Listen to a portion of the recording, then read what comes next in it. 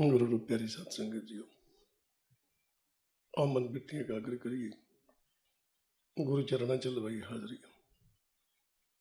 हाजरियां लवाउंदे मन बिटियां एकाग्र करदे गज के बोलना जी।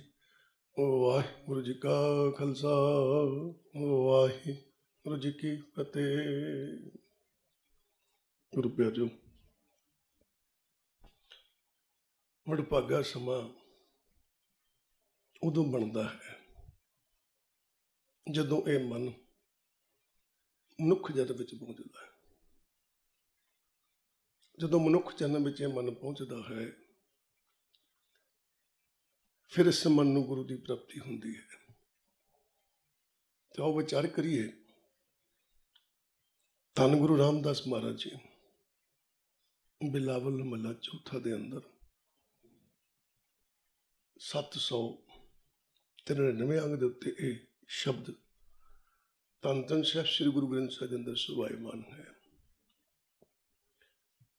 धन गुरु रामदास महाराज जी समझाउण लगे, आवो संत मिलो मेरे भाई, मिल हर हर कथा करो। हम विचार करना, आप जी ने देखा होगा कि असीं इसनूं किस लहजे नाल पढ़िया है। आम आप लोग पढ़ते हाँ, आवो संत मिलो मेरे भाई, पर असीं नूं पढ़िया है आवो, इत्थे विश्राम देता है। आवो संत मिलो मेरे भाई। हुण आवो लफज जिहड़ा है, आवो आवो अखर उदों लगता है जदों कोई इंसान साडे घर तो दूर किते गया हुंदा है, असीं उहनूं वापस घर बुलाउणा चाहुंदे हां ते असीं उहनूं जरूर कहने किते मिलदे हां ते उहनूं कहने आवो साडे घर आओ। इसका मतलब है कि वह किते दूर दराडे रहिंदा है और असीं चाहुंदे हां कि सानूं मिले, साडे घर आवे, असीं उहनूं आवो कहने हां। धन गुरु रामदास महाराज जी मन बिरती नूं समझदे आ, मन बिरती नूं फड़दे आ कि साडी मन बिरती कैसी है कि इसकी जिहड़ी शक्ति है, किहड़ी शक्ति, मनन शक्ति। मन नूं मनन शक्ति करके मन कहा गया है। ध्यान देना, जो अपने मन में टिका लैंदा, जिहड़ी गल मन लैंदा है, वो मनन शक्ति करके ही ये मन है। तो गुरु साहब समझाउण लगे, कहंदे आवो, कहंदा भाव वो मनन शक्ति जिहड़ी है वो इस तो दूर हो चुकी है, बाहर हो चुकी है। इस दे अंदर दे विचार जिहड़े ने वो इहदे लागे नहीं टिकते, दूर रहिंदे तो, इहदे नाल नहीं बहिंदे। ध्यान देना, असीं जो कुछ भी सोचते हाँ बाहर वास्ते सोचते हैं, शरीर वास्ते सोचते हैं। शरीर तो एक बाहरली ताकत है। असीं संसार वास्ते सोचते हैं, शरीर वास्ते सोचते हैं। तो जदों भी किते असीं गुरु घर जाने हैं तो साडी एक मंग हुंदी है। वो मंग की हुंदी है कि धन गुरु ग्रंथ साहिब जी कृपा करो मेरा मन टिक जाए। हुण जिहड़ा नहीं टिकिया तो मतलब घर नहीं हैगा। किसी का आप अपने बच्चे नूं कह दिंदे काका टिक के बह जाओ बई, ਇਹਦਾ ਮਤਲਬ ਬਹਿੰਦੇ ਨਹੀਂ ਹੈ, ਟਿਕਦੇ ਨਹੀਂ ਹੈ, ਤਾਂ ਆਪਾਂ ਕਹਿੰਦੇ ਟਿਕ ਕੇ ਬਹਿ ਜਾਓ, ਕਦੀ ਇੱਧਰ ਭੱਜ ਗਏ ਕਦੀ ਇੱਧਰ ਭੱਜ ਗਏ। ਇੱਦਾਂ ਹੀ ਸਾਡੀ ਮਨ ਬਿਰਤੀ ਹੈ। ਤੇ ਵਿਚਾਰ ਕਰਨਾ, ਗੁਰੂ ਜੀ ਬਾਣੀ 'ਚ ਲਿਖਦੇ ਆ, ਕਹਿਣ ਲੱਗੇ ਮਨ ਬਿਰਤੀ ਕਿੱਦਾਂ ਦੀ ਬਣ ਗਈ ਆ। ਦਸੰਤਰ ਭਵੇ ਪਾਠ ਪੜ੍ਹ ਥਾਕਾ, ਤ੍ਰਿਸ਼ਨਾ ਹੋਏ ਵਧੇਰੇ। ਕਹਿੰਦੇ ਦਸੰਤਰ ਭਵੇ, ਸਾਡੀ ਜਿਹੜੀ ਮਨ ਬਿਰਤੀ ਆ 10 ਦਿਸ਼ਾ 'ਚ ਘੁੰਮਦੀ ਹੈ। 10 ਦੇਸ਼ ਨਹੀਂ, 10 ਦਿਸ਼ਾ 'ਚ ਘੁੰਮਦੀ ਹੈ। 10 ਦਿਸ਼ਾ ਦਾ ਪਾਉਂਦਾ 4 ਚੁਫੇਰੇ। ਤੇ ਗੁਰੂ ਸਾਹਿਬਾਨ ਕਹਿਣ ਲੱਗੇ, ਕਹਿੰਦੇ ਦਸੰਤਰ ਭਵੇ, ਭਵੇ ਦਾ ਪਾਉਂਦਾ ਭਟਕਣਾ, ਜਾਣਾ ਕਿਤੇ। ਗੁਰੂ ਜੀ ਕਹਿਣ ਲੱਗੇ 10 ਦਿਸ਼ਾ 'ਚ ਸਾਡੀ ਮਨ ਬਿਰਤੀ ਭਟਕਦੀ ਹੈ, ਜਾਂਦੀ ਹੈ। ਉਸ 10 ਦਿਸ਼ਾ 'ਚ ਜਾਣ ਕਰਕੇ ਪਾਠ ਪੜ੍ਹ ਥਾਕਾ, ਕਹਿੰਦੇ ਜਿਹੜਾ ਸਰੀਰ ਇਹਨੇ ਪਾਠ ਤੇ ਕੀਤਾ ਥੱਕ ਗਿਆ। मन ने पाठ किया थक गया। थकन तो भाव की होंगे, थकन तो भाव की होंगे। आप जी समझदार हो, सियाने हो। कोई इंसान बड़ी मेहनत करता है, बड़ी मेहनत करता है, पर मेहनत करदे करदे उन्हें फल नहीं मिलता कोई। जो सुभाविक जी गल है, वो कह दिंदा बड़ा थक गया यार। वो थक गया लफज कहन दा उहदा जी समा हुंदा है, ਤੇ ਨਾਲ ਦਾ ਬੰਦਾ ਸਮਝ ਲੈਂਦਾ ਵੀ ਇਹਦੇ ਹੱਥ ਕੁਝ ਲੱਗਾ ਨਹੀਂ, ਇਹ ਤਾਂ ਕਹਿੰਦਾ ਮੈਂ ਕੰਮ ਕਰ ਕਰਕੇ ਥੱਕ ਗਿਆ। ਇੱਥੇ ਗੁਰੂ ਸਾਹਿਬਾਨ ਕਹਿੰਦੇ ਆ ਦਸੰਤਰ ਭਵੇ ਪਾਠ ਪੜ ਥਾਕਾ। ਕਹਿੰਦੇ ਜਿਹੜਾ ਸਾਡਾ ਮਨ ਹੈ ਨਾ, ਇਹਦੀ ਭਟਕਣਾ ਦਸਾਂ ਦਿਸ਼ਾਂ 'ਚ ਆ, ਤੇ ਪਾਠ ਕਰ ਕਰਕੇ ਥੱਕ ਗਿਆ। ਕਹਿੰਦਾ ਭਾਵ ਵੀ ਇਹਨੇ ਗੁਰਬਾਣੀ ਪੜ੍ਹੀ ਹੈ, ਗੁਰੂ ਘਰ ਸੇਵਾ ਕੀਤੀ ਹੈ, ਪਰ ਇਹਦੇ ਹੱਥ ਕੁਝ ਲੱਗਾ ਨਹੀਂ ਹੈ, ਥੱਕ ਗਿਆ ਵਿਚਾਰਾ ਹੋ ਗਿਆ। ਤ੍ਰਿਸ਼ਨਾ ਹੋਏ ਵਧੇਰੇ। ਦੇਖੋ ਕਿੱਡੀ ਹੈਰਾਨਗੀ ਵਾਲੀ ਗੱਲ ਹੈ, ਗੁਰਬਾਣੀ ਪੜ੍ਹਨ ਦੇ ਨਾਲ, ਗੁਰੂ ਚਰਨਾਂ ਵਿੱਚ ਬਹਿਣ ਦੇ ਨਾਲ ਮਨ ਦੀ ਤ੍ਰਿਸ਼ਨਾ ਘਟਦੀ ਹੈ, ਪਰ ਜੇ ਕਿਸੇ ਚੀਜ਼ ਦੀ ਸਮਝ ਨਾ ਲੱਗੇ ਨਾ, ਤ੍ਰਿਸ਼ਨਾ ਵੱਧ ਜਾਂਦੀ ਹੈ। ਕਹਿਣ ਲੱਗੇ ਨੇ ਗੁਰਬਾਣੀ ਪੜ੍ਹੀ ਹੈ, ਪਾਠ ਪੜ੍ਹ ਥਾਕਾ। ਕਹਿੰਦੇ ਪਾਠ ਕੀਤਾ, ਗੁਰਬਾਣੀ ਪੜ੍ਹੀ ਹੈ, ਪਰ ਥੱਕ ਗਿਆ। ਕਿਹੜੀ ਗੱਲੋਂ ਥੱਕਿਆ ਹੈ? ਕਿਉਂਕਿ ਇਹਦੀ ਮਨ ਬਿਰਤੀ ਦਸਾਂ ਦਿਸ਼ਾ 'ਚ ਘੁੰਮਦੀ ਹੈ। ਦਸਾਂ ਦਿਸ਼ਾ 'ਚ ਘੁੰਮਣ ਕਰਕੇ ਚਾਰ ਚੁਫੇਰੇ ਜੋ ਕੁਝ ਉਹਨੇ ਵੇਖਿਆ, ਉਹਦੇ ਦੇਖਣ ਕਰਕੇ ਇਹਨੇ ਗੁਰੂ ਦੇ ਬੋਲਾਂ ਨੂੰ ਨਹੀਂ ਵੇਖਿਆ, ਗੁਰੂ ਦੇ ਬੋਲਾਂ ਨੂੰ ਅਨੁਭਵ ਨਹੀਂ ਕੀਤਾ, ਮਹਿਸੂਸ ਨਹੀਂ ਕੀਤਾ ਗੁਰੂ ਦੇ ਪ੍ਰਕਾਸ਼ ਨੂੰ, ਜਿਹਦੇ ਕਰਕੇ ਤ੍ਰਿਸ਼ਨਾ ਹੋਰ ਵੱਧ ਗਈ, ਕਿਉਂਕਿ ਨਾਤਾ ਤਾਂ ਜੁੜਿਆ ਹੀ ਨਹੀਂ। ਇੱਥੇ ਫਿਰ ਗੁਰੂ ਸਾਹਿਬਾਨ ਕਹਿਣ ਲੱਗੇ, ਧੰਨ ਗੁਰੂ ਰਾਮਦਾਸ ਮਹਾਰਾਜ ਜੀ ਕਹਿੰਦੇ ਆਵੋ। ਕਿਹਨੂੰ ਆਵੋ ਕਹਿ ਰਹੇ? ਆਪਣੀ ਮਨ ਬਿਰਤੀ ਨੂੰ, ਆਪਣੀ ਮਨ ਦੀ ਸ਼ਕਤੀ ਜਿਹੜੀ ਖਿੰਡਰੀ ਹੋਈ ਹੈ, ਦਸਾਂ ਦਿਸ਼ਾ ਵਿੱਚ ਖਿੰਡਰੀ ਹੋਈ ਹੈ, ਕਦੀ ਕਿਸੇ ਪਾਸੇ ਕਦੀ ਕਿਸੇ ਪਾਸੇ, ਇਹ ਆਪਣੀ ਮਨ ਬਿਰਤੀ ਨੂੰ ਗੁਰੂ ਸਾਹਿਬਾਨ ਆਵਾਜ਼ ਮਾਰ ਰਹੇ। ਕਹਿੰਦੇ ਆਵੋ। ਕਹਿੰਦਾ ਭਾਵ ਕਿ ਮੇਰੀ ਜਿਹੜੀ ਮਨਨ ਸ਼ਕਤੀ ਆ ਉਹ ਖਿਲਰ ਗਈ ਹੈ, ਉਹਨੂੰ ਆਵਾਜ਼ ਮਾਰਦੇ ਆਵੋ। ਕਹਿੰਦਾ ਭਾਵ ਵਾਪਸ ਘਰ ਆ। ਜਿਹੜੇ ਮੇਰੇ ਵਿਚਾਰ ਨੇ ਨਾ ਇਸ ਵੇਲੇ, ਉਹ ਸੰਸਾਰੀ ਬਣ ਚੁੱਕੇ ਨੇ, ਆਵਾਜ਼ ਮਾਰਦੇ ਕਹਿੰਦੇ ਘਰ ਆਓ, ਵਾਪਸ ਆਓ।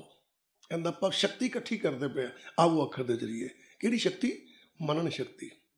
ਸਾਡੀ ਮਨਨ ਸ਼ਕਤੀ ਖਤਮ ਹੋ ਗਈ, ਉਹਨੂੰ ਇਕੱਠਿਆਂ ਕਰਕੇ ਕੀ ਕਹਿੰਦੇ ਫਿਰ? ਦੇਖੋ ਧਿਆਨ ਦਿਓ ਜ਼ਰਾ। ਕਹਿੰਦੇ ਸੰਤ ਮਿਲੋ ਮੇਰੇ ਭਾਈ। ਹੁਣ ਤੁਸੀਂ ਘਰ ਆਵੋਗੇ, ਮਨਨ ਸ਼ਕਤੀ ਘਰ ਆਊਗੀ, ਮੇਰੇ ਵਿਚਾਰ ਵਾਪਸ ਘਰ ਆਉਣਗੇ। ਸੰਤ ਕੀ? ਹੁਣ ਸੰਤ ਗੁਰੂ ਨੂੰ ਕਹਿੰਦੇ ਆ, ਸੰਤ ਉਸ ਬਿਰਤੀ ਨੂੰ ਕਹਿੰਦੇ ਆ ਜਿਹੜੀ ਬਿਰਤੀ ਆਤਮਾ ਪਰਮਾਤਮਾ ਲੀਨ ਹੋ ਚੁੱਕੀ ਹੈ, ਉਸ ਬਿਰਤੀ ਦਾ ਨਾਂ ਸੰਤ ਹੈ। ਆਵੋ ਜਿਹੜੀ ਆਪਾਂ ਪੰਕਤੀ ਪੜ੍ਹੀ, ਦਸੰਤਰ ਭਵੇ ਪਾਠ ਪੜ੍ਹ ਥਾਕਾ, ਵੀ ਮੇਰੀ ਬਿਰਤੀ ਤੇ ਦਸਾਂ ਦਿਸ਼ਾ 'ਚ ਘੁੰਮਣ ਰਹੀ ਹੈ, ਤੇ ਮੈਂ ਪਾਠ ਪੜ੍ਹ ਕੇ ਥੱਕ ਗਿਆ, ਮੇਰੇ ਪੱਲੇ ਕੁਝ ਨਹੀਂ ਪੈਣ ਡਿਆ। ਤੇ ਕਹਿੰਦੇ ਆਵੋ। ਕੀ ਆਵੋ? ਜਿਹੜੀ ਮੇਰੀ ਮਨਨ ਸ਼ਕਤੀ ਖਿਲਰੀ ਹੈ, ਮੇਰੇ ਵਿਚਾਰ ਖਿਲਰੇ ਆ, ਉਹਨਾਂ ਨੂੰ ਇਕੱਠਾ ਕਰਨ ਰਿਹਾ, ਉਹਨੂੰ ਆਵੋ ਕਹਿੰਦੇ ਆ। ਕਿਸੇ ਵੇਲੇ ਸ਼ਾਇਦ ਆਪ ਜੀ ਨੇ ਤਜਰਬਾ ਕੀਤਾ ਹੋਵੇ, ਅੱਜ ਕੱਲ੍ਹ ਤਾਂ ਚਲੋ ਘੱਟ ਗਿਆ, ਪਿੰਡਾਂ 'ਚ ਹੈਗਾ, ਕਿਸੇ ਨੇ ਕਬੂਤਰ ਰੱਖੇ ਹੁੰਦੇ ਆ, ਕਿਸੇ ਨੇ ਨਾ ਮੁਰਗੀਆਂ ਰੱਖੀਆਂ ਹੁੰਦੀਆਂ, ਤਾਂ ਜਦੋਂ ਉਹ ਸ਼ਾਮਾਂ ਦਾ ਵੇਲਾ ਹੁੰਦਾ ਨਾ, ਤਾਂ ਉਹ ਦਾਣਾ ਪਾਉਂਦੇ ਨੇ, ਤਾਂ ਕਬੂਤਰਾਂ ਨੂੰ, ਮੁਰਗੀਆਂ ਨੂੰ ਉਹਨਾਂ ਦੇ ਖੁੱਡੇ 'ਚ ਜਦੋਂ ਲੈ ਕੇ ਜਾਂਦੇ, ਤੇ ਉਹ ਇੱਦਾਂ ਹੀ ਗੱਲਾਂ ਕਰਦੇ, ਆਵੋ ਆਓ ਆਓ। ਇੱਦਾਂ ਹੀ ਗੁਰੂ ਰਾਮਦਾਸ ਮਹਾਰਾਜ ਜੀ ਕਹਿੰਦੇ ਖਿਲਰੀ ਹੋਈ ਬਿਰਤੀ ਨੂੰ ਆਵਾਜ਼ ਮਾਰਦੇ, ਕਹਿੰਦੇ ਆਵੋ। ਕਹਿੰਦਾ ਭਾਵ ਆਪਣੇ ਅੰਦਰ ਆ ਕੇ ਟਿਕੋ, ਤੇ ਕੀ ਕਰੋ? ਸੰਤ ਮਿਲੋ, ਗੁਰੂ ਨਾਲ ਮਿਲੋ, ਉਸ ਪ੍ਰਕਾਸ਼ਿਤ ਬੋਲਾਂ ਨਾਲ ਮਿਲੋ ਜਿਨ੍ਹਾਂ ਨੂੰ ਤੁਸੀਂ ਪੜ੍ਹਿਆ ਹੈ, ਪਰ ਤੁਹਾਡਾ ਉਹਨਾਂ ਨਾਲ ਨਾਤਾ ਕੁਛ ਨਹੀਂ। ਦੇਖੋ ਕਿੱਡੀ ਹੈਰਾਨਗੀ ਵਾਲੀ ਗੱਲ ਹੈ ਵੀ ਆਪਾਂ ਦਸੰਤਰ ਭਵੇ ਪਾਠ ਪੜ੍ਹ ਥਾਕਾ ਪੰਕਤੀ ਤੇ ਪੜ੍ਹ ਲਈ, ਕੰਮ ਨਿਬੜ ਗਿਆ, ਖਤਮ। ਨਹੀਂ, ਕਹਿੰਦੇ ਆਵੋ। ਆਪਣੇ ਮਨ ਦੇ ਵਿਚਾਰਾਂ ਨੂੰ, ਆਪਣੇ ਮਨ ਦੀ ਖਿਲਰੀ ਹੋਈ ਬਿਰਤੀ ਨੂੰ, ਮਨਨ ਸ਼ਕਤੀ ਨੂੰ ਖਿਲਰੀ ਹੋਈ ਨੂੰ ਇਕੱਠਿਆਂ ਕਰਕੇ ਕਹਿਣ ਲੱਗੇ ਆਵੋ ਸੰਤ ਮਿਲੋ ਮੇਰੇ ਭਾਈ। ਹੁਣ ਮੇਰੇ ਭਾਈ ਦਾ ਮਤਲਬ ਕੀ? ਵੀ ਇਹ ਜਿਹੜੇ ਵਿਚਾਰ ਨੇ ਨਾ, ਜਿਹੜੀ ਖਿਲਰੀ ਹੋਈ ਬਿਰਤੀ ਹੈ, ਇਹਦਾ ਨਾਤਾ ਮਨ ਨਾਲ ਹੀ ਹੈ। ਭਾਈ ਦਾ ਮਤਲਬ ਦਾ ਮਿੱਤਰਤਾ। ਕਹਿੰਦੇ ਹੈਗੀ ਤੁਹਾਡੀ ਮੇਰੀ ਮਿੱਤਰਤਾ ਹੀ ਹੈ, ਹੈਗੀ ਤੁਹਾਡੀ ਮੇਰੀ ਮਿੱਤਰਤਾ ਹੀ ਆ, ਆਪਣਾ ਸੰਬੰਧ ਇੱਕੋ ਹੀ ਆ। ਪਰ ਆਓ ਘਰ ਬਹੋ, ਤੇ ਘਰ ਬਹਿ ਗਏ, ਤੇ ਹੁਣ ਦੇਖੋ ਆਪਾਂ ਗੁਰੂ ਘਰ ਆਏ ਹਾਂ, ਬੈਠੇ ਹਾਂ ਗੁਰੂ ਘਰ, ਪਰ ਧਿਆਨ ਦੇਣਾ ਸਰੀਰ ਕਰਕੇ ਤੇ ਆਪਾਂ ਗੁਰੂ ਘਰ ਬੈਠੇ ਹਾਂ, ਪਰ ਆਨੰਦ ਤੇ ਉਦੋਂ ਆਉਣਾ ਜਿੱਦਾਂ ਸਾਡੀ ਮੰਨਣ ਬਿਰਤੀ ਵੀ ਗੁਰੂ ਘਰ ਨਾਲ ਬਹਿ ਗਈ। ਮੰਨਣ ਸ਼ਕਤੀ ਤੇ ਬੈਠੀ ਕੋਈ ਨਹੀਂ, ਮੰਨਣ ਸ਼ਕਤੀ ਤੇ ਬਾਹਰ ਫਿਰਨ ਰਹੀ ਹੈ ਨਾ, ਤੇ ਆਪਾਂ ਬੈਠੇ ਗੁਰੂ ਘਰ ਦੇ ਅੰਦਰ। ਇਹਦਾ ਮਤਲਬ ਬੜਾ ਆਨੰਦ ਹੈ। ਗੁਰੂ ਰਾਮਦਾਸ ਮਹਾਰਾਜ ਨੇ ਇਸੇ ਪੰਕਤੀ ਨੂੰ ਇੱਕ ਜਗ੍ਹਾ ਤੇ ਹੋਰ ਵੀ ਖੋਲਿਆ, 540 ਅੰਗ ਦੇ ਉੱਤੇ ਪੜ੍ਹਿਓ, ਇਸੇ ਪੰਕਤੀ ਨੂੰ ਖੋਲਿਆ, ਠੀਕ ਹੈ। ਉੱਥੇ ਕੀ ਲਿਖਿਆ? ਸਭ ਜਾਏ ਮਿਲੋ ਸਤ ਗੁਰੂ ਕੋ ਮੇਰੀ ਜਿੰਦੜੀਏ, ਜੋ ਹਰ ਹਰ ਨਾਮ ਦ੍ਰਿੜਾਵੇ ਰਾਮ। ਹੁਣ ਧਿਆਨ ਦਿਓ ਇੱਥੇ, ਹੁਣ ਸਭ ਜਾਏ ਮਿਲੋ। ਹੁਣ ਸਭ ਦਾ ਭਾਵ ਸਾਰੇ ਜਾ ਕੇ ਗੁਰੂ ਨੂੰ ਮਿਲ ਪਓ। ਹੁਣ ਸਾਰਿਆਂ ਨੂੰ ਤੁਸੀਂ ਕਿੰਨਿਆਂ ਕੁ ਨੂੰ ਮਿਲਾ ਲਓਗੇ ਭਲਾ? ਤੁਹਾਡੀ ਭੱਜ ਨੱਠ ਜਿੰਨੇ ਕਿ ਤੁਹਾਡੇ ਵਾਕਿਫ ਹੋਣਗੇ, ਜਿੱਥੋਂ ਤੱਕ ਤੁਸੀਂ ਜਾ ਸਕਦੇ ਹੋ ਉਹਨਾਂ ਦੇ ਘਰਾਂ ਜਾ ਕੇ ਗਏ ਹੋਵੋਗੇ। ਜਿਹੜੀ ਤੁਹਾਡੀ ਪਹੁੰਚ ਤੋਂ ਗਾਂਹ ਨੇ ਉਹਨਾਂ ਨੂੰ ਕਿੱਥੋਂ ਲੈ ਆਉਂਗੇ? ਸੋ ਸਰੀਰਾਂ ਦੀ ਗੱਲ ਨਹੀਂ ਹੈ। ਆਪਾਂ ਤਾਂ ਇਹੀ ਸੁਣਿਆ ਨਾ ਵੀ ਸਭ ਜਾਏ ਮਿਲੋ, ਸਾਰੇ ਜਾ ਕੇ ਗੁਰੂ ਨੂੰ ਮਿਲ ਪਾਓ। ਸਰੀਰਾਂ ਦੀ ਗੱਲ ਨਹੀਂ ਹੈ। ਗੁਰੂ ਜੀ ਕਹਿਣ ਲੱਗੇ ਸਭ ਜਾਏ ਮਿਲੋ। ਆਪਣੇ ਮਨ ਦੇ ਵਿਚਾਰਾਂ ਨੂੰ ਕਹਿਣ ਡਿਆ, ਤ੍ਰਿਸ਼ਨਾਵਾਂ ਨੂੰ, ਭਾਵਨਾ ਨੂੰ, ਝੂਠੀਆਂ ਮੰਗਾਂ ਨੂੰ ਕਹਿਣ ਡਿਆ। ਸਭ ਸਾਰੇ ਜਾ ਕੇ ਕੀ ਕਰੋ? ਸਤਿਗੁਰੂ ਨੂੰ ਮਿਲੋ। ਕਹਿੰਦਾ ਭਾਵ ਕਿ ਜਦੋਂ ਮਨ ਕਹਿੰਦਾ ਕਿ ਮੈਂ ਗੁਰੂ ਕੋਲ ਜਾਣਾ ਤੇ ਮੈਂ ਬਹਿਣਾ ਤੇ ਮੈਂ ਕਰਾਂ ਕਿ ਤੁਸੀਂ ਮੇਰੇ ਨਾਲ ਜਾਂਦੇ ਨਹੀਂ। ਮੇਰੀ ਮਨਨ ਸ਼ਕਤੀ, ਮੇਰੇ ਮਨ ਦੇ ਵਿਚਾਰ, ਭਟਕਣਾ, ਤ੍ਰਿਸ਼ਨਾਵਾਂ, ਝੂਠੀਆਂ ਮੰਗਾਂ, ਤੁਸੀਂ ਮੇਰੇ ਨਾਲ ਜਾਂਦੇ ਨਹੀਂ, ਤੁਸੀਂ ਬਾਹਰ ਰਹਿ ਜਾਂਦੇ ਹੋ। ਕਹਿੰਦੇ ਕਿਆ ਫਿਰ? ਕਹਿੰਦੇ ਮੈਂ ਗੁਰੂ ਚਰਨਾਂ ਜਾ ਕੇ ਬਹਿ ਜਾਣਾ, ਮੈਂ ਗੁਰੂ ਦੀ ਗੱਲ ਸੁਣ ਲੱਗਦਾ, ਉਦੋਂ ਮਗਰੋਂ ਤੁਸੀਂ ਮੈਨੂੰ ਆਵਾਜ਼ਾਂ ਮਾਰਨ ਲੱਗ ਪੈਂਦੇ ਹੋ। ਕਹਿੰਦੇ ਮੈਂ ਉੱਥੇ ਬੈਠਾ ਨਹੀਂ ਹੁੰਦਾ। ਇਹਨੂੰ ਕਹਿੰਦੇ ਸਭ ਜਾਏ ਮਿਲੋ ਸਤਿਗੁਰੂ ਕੋ। ਮੇਰੀ ਜ਼ਿੰਦੜੀ, ਹੁਣ ਮੇਰੀ ਜ਼ਿੰਦੜੀ ਲਿਖਿਆ ਤੇ ਮੇਰੀ ਜਿੰਦਾ ਨਾਤਾ ਕਿਹਨਾਂ ਨਾਲ ਆ? ਧਿਆਨ ਨਾਲ ਪੜਿਆ ਕਰੋ। ਮੇਰੀ ਜਿੰਦ ਦਾ ਨਾਤਾ ਕਿਸੇ ਮਾਂ ਬਾਪ ਨਾਲ ਨਹੀਂ, ਕਿਸੇ ਸਕੇ ਸੰਬੰਧੀ ਨਾਲ ਨਹੀਂ ਹੈ। ਕਾਕੀ ਮਾਈ ਕਾਕੋ ਬਾਪ ਨਾਮ ਤਰੀਕ ਝੂਠੇ ਸਭ ਸਾਗ। ਮੇਰੀ ਜ਼ਿੰਦੜੀ ਦਾ ਨਾਤਾ ਤਾਂ ਮੇਰੇ ਆਪਣੇ ਵਿਚਾਰਾਂ ਨਾਲ ਆ, ਮੇਰੀ ਆਪਣੀ ਤ੍ਰਿਸ਼ਨਾ ਨਾਲ ਹੈ, ਮੇਰੀ ਆਪਣੀ ਸੋਚ ਨਾਲ ਆ। ਠੀਕ ਕਹਿੰਦੇ ਸਭ ਜਾਏ ਮਿਲੋ। ਇਹਦਾ ਮਤਲਬ ਜਿੰਨੀ ਮੇਰੀ ਖਿਲਰੀ ਹੋਈ ਸੋਚ ਹੈ, ਮੇਰੇ ਮਨ ਦੇ ਵਿਚਾਰ ਆ, ਗੁਰੂ ਰਾਮਦਾਸ ਜੀ ਕਹਿੰਦੇ ਆਪਣਾ ਮਨ ਕਹਿੰਦਾ ਵੀ ਸਭ ਜਾ ਕੇ ਨਾ ਉਹਨਾਂ ਨੂੰ ਗੁਰੂ ਜੀ ਨੂੰ ਮਿਲੋ। ਕਹਿੰਦੇ ਕਿਹੜੇ ਗੁਰੂ ਨੂੰ? ਜੋ ਹਰ ਹਰ ਨਾਮ ਦਿਲਾਵੇ ਰਾਮ। ਕਹਿੰਦਾ ਜਿਹੜਾ ਤੁਹਾਡੇ ਅੰਦਰ ਨਾਮ ਨੂੰ ਪੱਕਾ ਕਰ ਦੇਵੇ, ਹੋਰ ਨਹੀਂ ਕਿਸੇ ਕੋਲ ਪੱਕਾ ਹੋਣਾ। ਮਿਲਣਾ ਤੇ ਵਿਚਾਰਾਂ ਦਾ। ਇੱਥੇ ਗੁਰੂ ਜੀ ਕਹਿੰਦੇ ਆਵੋ ਸੰਤ ਮਿਲੋ ਮੇਰੇ ਭਾਈ। ਮੇਰੇ ਭਾਈ ਕੌਣ? ਜਿਨ੍ਹਾਂ ਨਾਲ ਮੇਰੀ ਮਿੱਤਰਤਾ, ਤੇ ਮਿੱਤਰਤਾ ਮੇਰੀ ਕਿਹਦੇ ਨਾਲ? ਆਪਣੇ ਵਿਚਾਰਾਂ ਨਾਲ, ਆਪਣੀ ਸੋਚ ਨਾਲ, ਹੈ ਨਾ। ਉਹਦੀ ਮਨ ਦੀ ਸ਼ਕਤੀ ਹੈ, ਮਨ ਦੀ ਸੋਚ ਆ, ਉਹ ਮੇਰੀ ਮਿੱਤਰ ਆ। ਉਹਨੂੰ ਮਨ ਕਹਿੰਦਾ ਆਓ ਮੇਰੇ ਮਿੱਤਰੋ ਆਓ ਤੇ ਇੱਦਾਂ ਕਰੋ ਸੰਤ ਮਿਲੋ। ਕਹਿੰਦੇ ਵੀ ਤੁਸੀਂ ਜਾ ਕੇ ਸਤਿਗੁਰੂ ਨੂੰ ਮਿਲੋ। ਹੁਣ ਸਤਿਗੁਰੂ ਨੂੰ ਮਿਲਣਾ ਕੀ ਹੈ? ਵਾਹ ਭਾਈ ਵਾਹ, ਸਤਿਗੁਰੂ ਨੂੰ ਮਿਲਣਾ ਕੀ ਹੈ? ਹੁਣ ਆਪਾਂ ਤੇ ਗਏ, ਗੁਰੂ ਘਰ ਗਏ, ਮੱਥਾ ਟੇਕਿਆ, ਜਾ ਕੇ ਬਹਿ ਗਏ, ਉੱਥੇ ਕੀਰਤਨ ਕਥਾ ਹੋ ਰਹੀ ਹੈ। ਅੱਧਾ ਘੰਟਾ, 2 ਘੰਟੇ ਆਪਾਂ ਬੈਠੇ। ਅੱਜ ਜੀ ਕੀਰਤਨ ਦਰਬਾਰ ਸੀ, ਆਪਾਂ ਸੁਣਿਆ, ਬੜਾ ਅੱਛਾ ਲੱਗਾ। ਪਰ ਧਿਆਨ ਦੇਣ ਵਾਲੀ ਗੱਲ ਹੈ, ਕਿਸੇ ਨੇ ਪੁੱਛਿਆ ਵੀ ਭਾਈ ਸਾਹਿਬ ਤੁਸੀਂ ਰੋਜ਼ ਗੁਰੂ ਘਰ ਜਾਂਦੇ ਹੋ, ਪਰ ਤਬਦੀਲੀ ਕੋਈ ਨਹੀਂ ਆਈ। ਤਬਦੀਲੀ ਕੋਈ ਨਹੀਂ ਆਈ। ਕਿੱਥੋਂ ਆ ਜਾਏ ਤਬਦੀਲੀ? ਤਬਦੀਲੀ ਇਸ ਕਰਕੇ ਨਹੀਂ ਆਉਂਦੀ ਵੀ ਜਦੋਂ ਇਹ ਗੁਰੂ ਚਰਨਾਂ ਵਿੱਚ ਜਾਂਦਾ ਹੈ ਤੇ ਮਨ ਕੱਲਾ ਜਾਂਦਾ ਹੈ ਤੇ ਬਾਕੀ ਦੇ ਮਿੱਤਰ ਦੇ ਬਾਹਰ ਖਲੋ ਜਾਂਦੇ ਆ, ਉਹ ਇਹਨੂੰ ਆਵਾਜ਼ਾਂ ਮਾਰਨ ਲੱਗ ਪੈਂਦੇ, ਮੁੜਿਆ ਹੁਣ ਬਚ ਕਰ ਬਹਿ ਗਿਆ ਇੱਥੇ ਹੀ। ਕਿ ਜਦੋਂ ਬਹਿੰਦਾ ਉਹ ਮਿੱਤਰ ਆਵਾਜ਼ ਮਾਰਨ ਲੱਗ ਪੈਂਦੇ ਆ। ਹੁਣ ਤੁਸੀਂ ਸਿਆਣੇ ਹੋ, ਤੁਸੀਂ ਕਿਸੇ ਬੰਦੇ ਨਾਲ ਨਾਤਾ ਜੋੜਿਆ, ਕਿਸੇ ਬੰਦੇ ਨਾਲ ਨਾਤਾ ਜੋੜਿਆ, ਤੁਸੀਂ ਉਹਨੂੰ ਕਹਿ ਬੈਠੇ ਵੀ ਮੈਂ ਨਾ ਗੁਰਦੁਆਰੇ ਜਾਂ ਮੰਦਿਰ ਜਾਂ ਮਸਜਿਦ ਜਾਂ ਚਰਚ ਮੈਂ ਜ਼ਰੂਰ ਜਾਣਾ। ਉਹ ਕਹਿੰਦਾ ਭਾਈ ਜਲਦੀ ਬੜੀ ਹੈ। ਤੁਸੀਂ ਉਹਨੂੰ ਕੀ ਕਹਿੰਦੇ ਹੋ? ਕੋਈ ਗੱਲ ਨਹੀਂ, ਜਲਦੀ ਤੇ ਫਿਰ ਕੀ ਹੋਇਆ, ਮੈਂ ਮੱਥਾ ਟੇਕਣਾ। ਕਹਿੰਦਾ ਠੀਕ ਹੈ। ਉਹ ਤੁਹਾਡੇ ਨਾਲ ਚਲਾ ਗਿਆ। ਉਹ ਬਾਹਰ ਖੜਾ ਹੈ। ਜਦੋਂ ਉਹ ਬਾਹਰ ਖੜਾ ਹੈ, ਉਹ ਆਪ ਜੀ ਨੂੰ ਜਾਣ ਲੱਗਿਆ, ਕਹਿੰਦਾ ਛੇਤੀ ਮੁੜਿਆ ਹੀ। ਹੁਣ ਆਪ ਜੀ ਵਿਚਾਰ ਕਰਨਾ, ਆਪ ਜੀ ਅੰਦਰ ਮੱਥਾ ਟੇਕਣ ਗਏ, ਉਹ ਆਪ ਜੀ ਨੂੰ ਉਹੀ ਆਵਾਜ਼ ਸੁਣੀ ਜਾਂਦੀ ਬਾਰ-ਬਾਰ ਕੰਨ 'ਚ, ਛੇਤੀ ਮੁੜਿਆ ਹੀ, ਛੇਤੀ ਮੁੜਿਆ ਹੀ, ਅੱਗੋਂ ਨਾ ਕੰਮ ਕਿਤੇ ਰੁਕ ਜਾਵੇ। ਉਹ ਆਵਾਜ਼ ਤੁਹਾਨੂੰ ਗੁਰੂ ਘਰ ਦੇ ਅੰਦਰ ਮੱਥਾ ਵੀ ਨਹੀਂ ਟੇਕਣ ਦਿੰਦੀ। ਉਹ ਆਵਾਜ਼ ਤੁਹਾਨੂੰ ਬਾਰ-ਬਾਰ ਸੁਣਦੀ, ਛੇਤੀ ਮੁੜਿਆ ਹੀ, ਛੇਤੀ ਮੁੜਿਆ ਹੀ, ਛੇਤੀ ਮੁੜਿਆ ਹੀ। ਔਰ ਤੁਸੀਂ ਇੱਥੋਂ ਤੱਕ ਤੁਸੀਂ ਆ ਕੇ ਬੜੀ ਪਾਢੀ ਮਾਰਦੇ ਹੋ। ਕਹਿੰਦੇ ਯਾਰ ਦੇਖ, ਮੈਂ ਤੇਰੀ ਏਡੀ ਗੱਲ ਮੰਨੀ, ਮੱਥਾ ਟੇਕਿਆ, ਮੈਂ ਪ੍ਰਸ਼ਾਦ ਵੀ ਨਹੀਂ ਲੱਗਿਆ। ਤੁਸੀਂ ਆਪਣੀ ਪਾਢੀ ਮਾਰਦੇ ਹੋ ਵੀ ਮੈਂ ਦੇਖ ਤੇਰੇ ਨਾਲ ਕਿੰਨਾ ਪਿਆਰ ਕਰਦਾ, ਵੀ ਮੈਂ ਮੱਥਾ ਟੇਕ ਕੇ ਆਇਆ, ਮੈਂ ਪ੍ਰਸ਼ਾਦ ਵੀ ਨਹੀਂ ਲੈ ਕੇ ਆਇਆ, ਕਿਉਂਕਿ ਪ੍ਰਸ਼ਾਦ ਅਜੇ ਮਿਲਣ 'ਚ ਟਾਈਮ ਲੱਗਣਾ ਸੀ ਅਤੇ ਮੈਂ ਛੇਤੀ ਆ ਗਿਆ। ਹੁਣ ਧਿਆਨ ਦੇਣਾ ਕਿ ਤੁਸੀਂ ਉੱਥੇ ਟਿਕੇ ਹੋਵੋਗੇ, ਕਿ ਤੁਹਾਡੀ ਮਨ ਬਿਰਤੀ ਟਿਕੀ ਹੋਊ ਉੱਥੇ। ਆਓ ਫਿਰ ਮਿਲਣਾ ਕੀ ਕਹਿੰਦੇ ਗੁਰੂ ਜੀ? ਕਹਿੰਦੇ ਆਵੋ ਸੰਤ ਮਿਲੋ ਮੇਰੇ ਭਾਈ। ਕਹਿੰਦੇ ਆਓ ਇਕੱਠੇ ਹੋ ਕੇ ਤੇ ਆਪਾਂ ਸਤਿਗੁਰੂ ਨੂੰ ਮਿਲੀਏ। ਇਹ ਨਾ ਮੈਂ ਤੁਸੀਂ ਬਾਹਰ ਭਟਕਦੇ ਰਹੋ ਤੇ ਮੈਂ ਅੰਦਰ ਬੈਠਾ ਰਹਾਂ ਤੇ ਮੈਨੂੰ ਤੁਹਾਡੀ ਯਾਦ ਆਉਂਦੀ ਰਹਿਣੀ ਹੈ ਮੇਰੇ ਕੋਲ ਅੰਦਰ ਬੈਠਾ ਨਹੀਂ ਜਾਣਾ, ਤੁਸੀਂ ਮੇਰੇ ਨਾਲ ਹੀ ਚੱਲੋ, ਆ ਜਾਓ ਤੁਸੀਂ ਵੀ ਇਕੱਠੇ ਹੋ ਗਏ। ਤਾਂ ਮਤਲਬ ਮਨ ਦੇ ਵਿਚਾਰ ਸਾਰੇ ਸੰਕੋਚ ਲਓ। ਜਦੋਂ ਗੁਰੂ ਘਰ ਜਾਣਾ ਮਨ ਦੇ ਵਿਚਾਰ ਸੰਕੋਚ ਲਓ, ਇਕੱਠੇ ਕਰ ਲਓ। ਮਨ ਵਿੱਚ ਕੋਈ ਇਹੋ ਜਿਹੀ ਗੱਲ ਪੈਦਾ ਨਾ ਹੋਣ ਦਿਓ ਵੀ ਫਲਾਣਾ ਕੰਮ ਨਹੀਂ ਬਣਿਆ, ਟਮਕਾਣਾ ਕੰਮ ਨਹੀਂ ਬਣਿਆ। ਇਹਨੂੰ ਸੰਕੋਚ ਲਓ, ਇਕੱਠਾ ਕਰ ਲਓ, ਫਿਰ ਨਾਤਾ ਜੁੜਨਾ ਹੈ। ਫਿਰ ਗੁਰੂ ਜੀ ਕਹਿਣ ਲੱਗੇ, ਧੰਨ ਗੁਰੂ ਰਾਮਦਾਸ ਮਹਾਰਾਜ ਜੀ ਕਹਿੰਦੇ ਫਿਰ ਕੀ ਕਰੋਗੇ ਜਦੋਂ ਇਕੱਠੇ ਹੋ ਕੇ ਬਹਿ ਜਾਣਗੇ ਤੁਹਾਡੇ ਨਾਲ? ਕਹਿੰਦਾ ਕੀ ਕਰੀਏ? ਕਹਿੰਦਾ ਮਿਲ ਵਾ ਕਹਾ। ਦੇਖੋ ਦੋ ਮਿਲਾਪ ਲਿਖੇ। ਪਹਿਲਾਂ ਤਾਂ ਇਕੱਠੇ ਹੋ ਕੇ ਉਹਦੇ ਕੋਲ ਪਹਿਲਾਂ ਤੁਹਾਡਾ ਆਪਣਾ ਮਿਲਾਪ ਆ ਕਿ ਤੁਸੀਂ ਵਿਚਾਰ ਇਕੱਠੇ ਕਰਕੇ ਗੁਰੂ ਚਰਨਾਂ 'ਚ ਬਹਿਣਾ, ਗੁਰੂ ਦੀ ਗੱਲ ਸੁਣਨੀ, ਮਿਲਣਾ ਹੋ ਗਿਆ। ਹੁਣ ਕੀ ਹੈ? ਮਿਲ ਹਰ ਹਰ ਕਥਾ ਕਰੋ। ਮਿਲ ਹਰ ਹਰ ਕਥਾ ਕਰੋ। ਹੁਣ ਧਿਆਨ ਦੇਣਾ, ਕਈ ਸੱਜਣ ਅਸੀਂ ਸੁਣਿਆ ਵੀ ਕਹਿਣ ਲੱਗੇ ਵੀ ਕਥਾ ਦਾ ਜਿਹੜੀ ਆ ਤਾਂ ਹੁਣੀ ਪਰੰਪਰਾ ਸ਼ੁਰੂ ਹੋਈ ਹੈ, ਪਹਿਲਾਂ ਤਾਂ ਕੀਰਤਨ ਹੁੰਦਾ ਸੀ, ਗੁਰਬਾਣੀ ਹੁੰਦੀ ਸੀ, ਕਥਾ ਤੇ ਹੁੰਦੀ ਨਹੀਂ ਸੀ। ਗੁਰੂ ਪਿਆਰਿਓ, ਇੱਥੇ ਧੰਨ ਗੁਰੂ ਰਾਮਦਾਸ ਮਹਾਰਾਜ ਜੀ ਕਥਾ ਅੱਖਰ ਲਿਖਣ ਰਹੇ ਆ, ਤੇ ਜੇ ਕਥਾ ਨਹੀਂ ਹੁੰਦੀ ਸੀਗੀ ਤੇ ਕਥਾ ਅੱਖਰ ਕਿੱਥੋਂ ਆ ਗਿਆ? ਸੋਚਣ ਵਾਲੀ ਗੱਲ ਹੈ ਨਾ। ਬੜੇ ਸੱਜਣ ਕਹਿੰਦੇ ਆ ਜੀ ਕਥਾ ਤੇ ਗੁਰੂ ਅਰਜਨ ਦੇਵ ਪਾਤਸ਼ਾਹ ਦੇ ਟਾਈਮ ਤੋਂ ਸ਼ੁਰੂ ਹੋਈ। ਗੁਰੂ ਨਾਨਕ ਪਾਤਸ਼ਾਹ ਵੀ ਕਥਾ ਕਰਦੇ ਹੁੰਦੇ ਸੀ। ਗੁਰੂ ਨਾਨਕ ਪਾਤਸ਼ਾਹ ਵੀ ਕਥਾ ਕਰਦੇ ਹੁੰਦੇ ਸੀ। ਉਹਨਾਂ ਨੇ ਥਾਂ ਥਾਂ ਤੇ ਜਾ ਕੇ ਨਾ ਤੇ ਲੋਕਾਂ ਨੂੰ ਸਮਝਾਉਣਾ ਕੀਤਾ, ਵਿਚਾਰ ਵਟਾਂਦਰਾ ਕੀਤਾ। ਕਥਾ ਦਾ ਮਤਲਬ ਕੀ ਹੁੰਦਾ? ਵਿਚਾਰ ਕਰਨਾ। ਕਿ ਗੁਰੂ ਨਾਨਕ ਪਾਤਸ਼ਾਹ ਨੇ ਕਿਤੇ ਵਿਚਾਰ ਨਹੀਂ ਕੀਤੀ? ਗੁਰੂ ਨਾਨਕ ਪਾਤਸ਼ਾਹ ਨੇ ਸਿੱਧਾ ਨਾਲ ਵਿਚਾਰ ਕੀਤੀ ਕਿ ਉਹ ਕਥਾ ਨਹੀਂ ਸੀ, ਉਹ ਗੋਸ਼ਟੀ ਨਹੀਂ ਸੀ। ਤੇ ਗੋਸ਼ਟੀ ਕਿਹਨੂੰ ਕਹਿੰਦੇ? ਵਿਚਾਰ ਨੂੰ। ਤੇ ਵਿਚਾਰ ਕਿਹਨੂੰ ਕਹਿੰਦੇ? ਕਥਾ ਨੂੰ।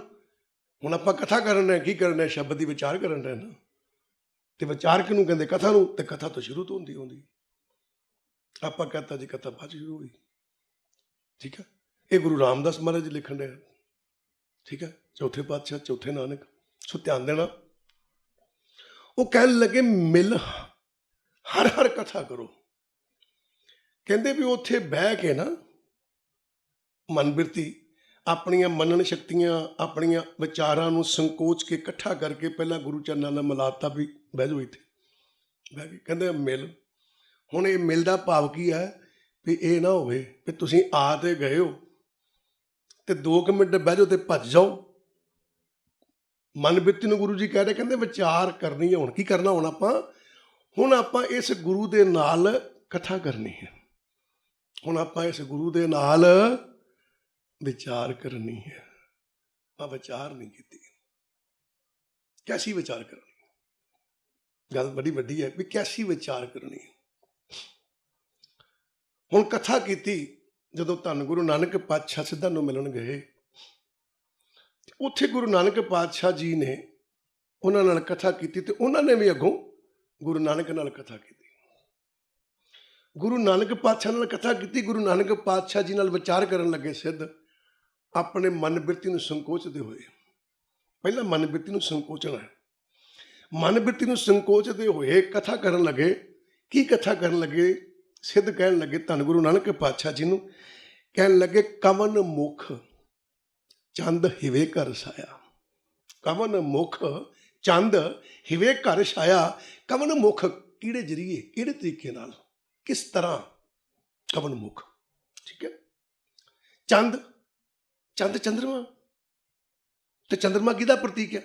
ਸ਼ਾਂਤੀ ਦਾ। ਹਿਵੇ ਕਿਹਨੂੰ ਕਹਿੰਦੇ? ਬਰਫ਼। ਘਰ ਕਿਹਨੂੰ ਕਹਿੰਦੇ? ਟਿਕਣਾ। ਤੇ ਛਾਇਆ ਕਿਹਨੂੰ ਕਹਿੰਦੇ? ਐਵੇਂ ਨਾ ਕਹਿ ਦਿਓ ਜਿਹੜੀ ਰੁਕਦੀ ਛਾਂ ਹੁੰਦੀ, ਇਹ ਉਹ ਛਾਂ ਨਹੀਂ। ਤੇ ਛਾਇਆ ਦਾ ਪਤਾ ਮਤਲਬ ਕੀ? ਇੱਥੇ ਛਾਇਆ ਦਾ ਮਤਲਬ ਹੈ ਕਿ ਕੋਈ ਪ੍ਰਾਣੀ ਚੰਗਾ ਕੰਮ ਕਰ ਗਿਆ ਤੇ ਕੀ ਕਹਿੰਦੇ ਆਪਾਂ? ਅੱਜ ਛਾਇਆ ਪਿਆ ਉਹ, ਅੱਜ ਥਾਂ ਥਾਂ ਤੇ ਉਹਦਾ ਨਾਂ ਹੈ ਛਾਇਆ ਪਿਆ। ਕੋਈ ਕਲਾਕਾਰ ਅੱਛਾ ਗਾਣਾ ਗਾਤਾ ਤੇ ਸਾਰੇ ਲੋਕ ਵਾਹਵਾ ਕਰਦੇ ਫਿਰਦੇ ਵੀ ਬੜਾ ਵਧੀਆ ਗਾਣਾ ਗਾਇਆ, ਛਾਇਆ ਪਿਆ। ਕਿਸੇ ਰੱਬ ਦੇ ਪਿਆਰੇ ਨੇ ਵਿਚਾਰ ਐਸੀ ਕਰ ਦਿੱਤੀ ਤੇ ਲੋਕ ਕਹਿੰਦੇ ਤੇ ਛਾਇਆ ਪਿਆ। ਤੇ ਇੱਥੇ ਗੁਰੂ ਜੀ ਕਹਿਣ ਲੱਗੇ ਛਾਇਆ ਦਾ ਭਾਵ ਹੈ ਲਗਾਤਾਰ ਉਹਦੀ ਸਿਫਤ ਹੋ ਰਹੀ ਹੈ। ਤੇ ਗੁਰੂ ਨਾਨਕ ਪਾਤਸ਼ਾਹ ਸਿੱਧ ਕਹਿਣ ਲੱਗੇ ਕਵਨ ਮੁਖ ਚੰਦ ਹਿਵੇ ਘਰ ਛਾਇਆ। ਕਹਿਣ ਲੱਗੇ ਗੁਰੂ ਨਾਨਕ ਪਾਤਸ਼ਾਹ ਸਵਾਲ ਕੀਤਾ, ਵਿਚਾਰ ਕੀਤੀ। ਆਹੀ ਵਿਚਾਰ ਆਪਾਂ ਕਰਦੇ ਹਾਂ। ਵਿਚਾਰ ਕੀਤੀ ਹੈ। ਕੀ ਵਿਚਾਰ ਕੀਤੀ ਹੈ? ਕਹਿੰਦੇ ਕਵਨ ਮੁਖ ਕਿਸ ਜਰੀਏ, ਕਿਸ ਤਰੀਕੇ, ਕਿਸ ਤਰ੍ਹਾਂ। ਚੰਦ ਹਿਵੇ ਘਰ ਛਾਇਆ।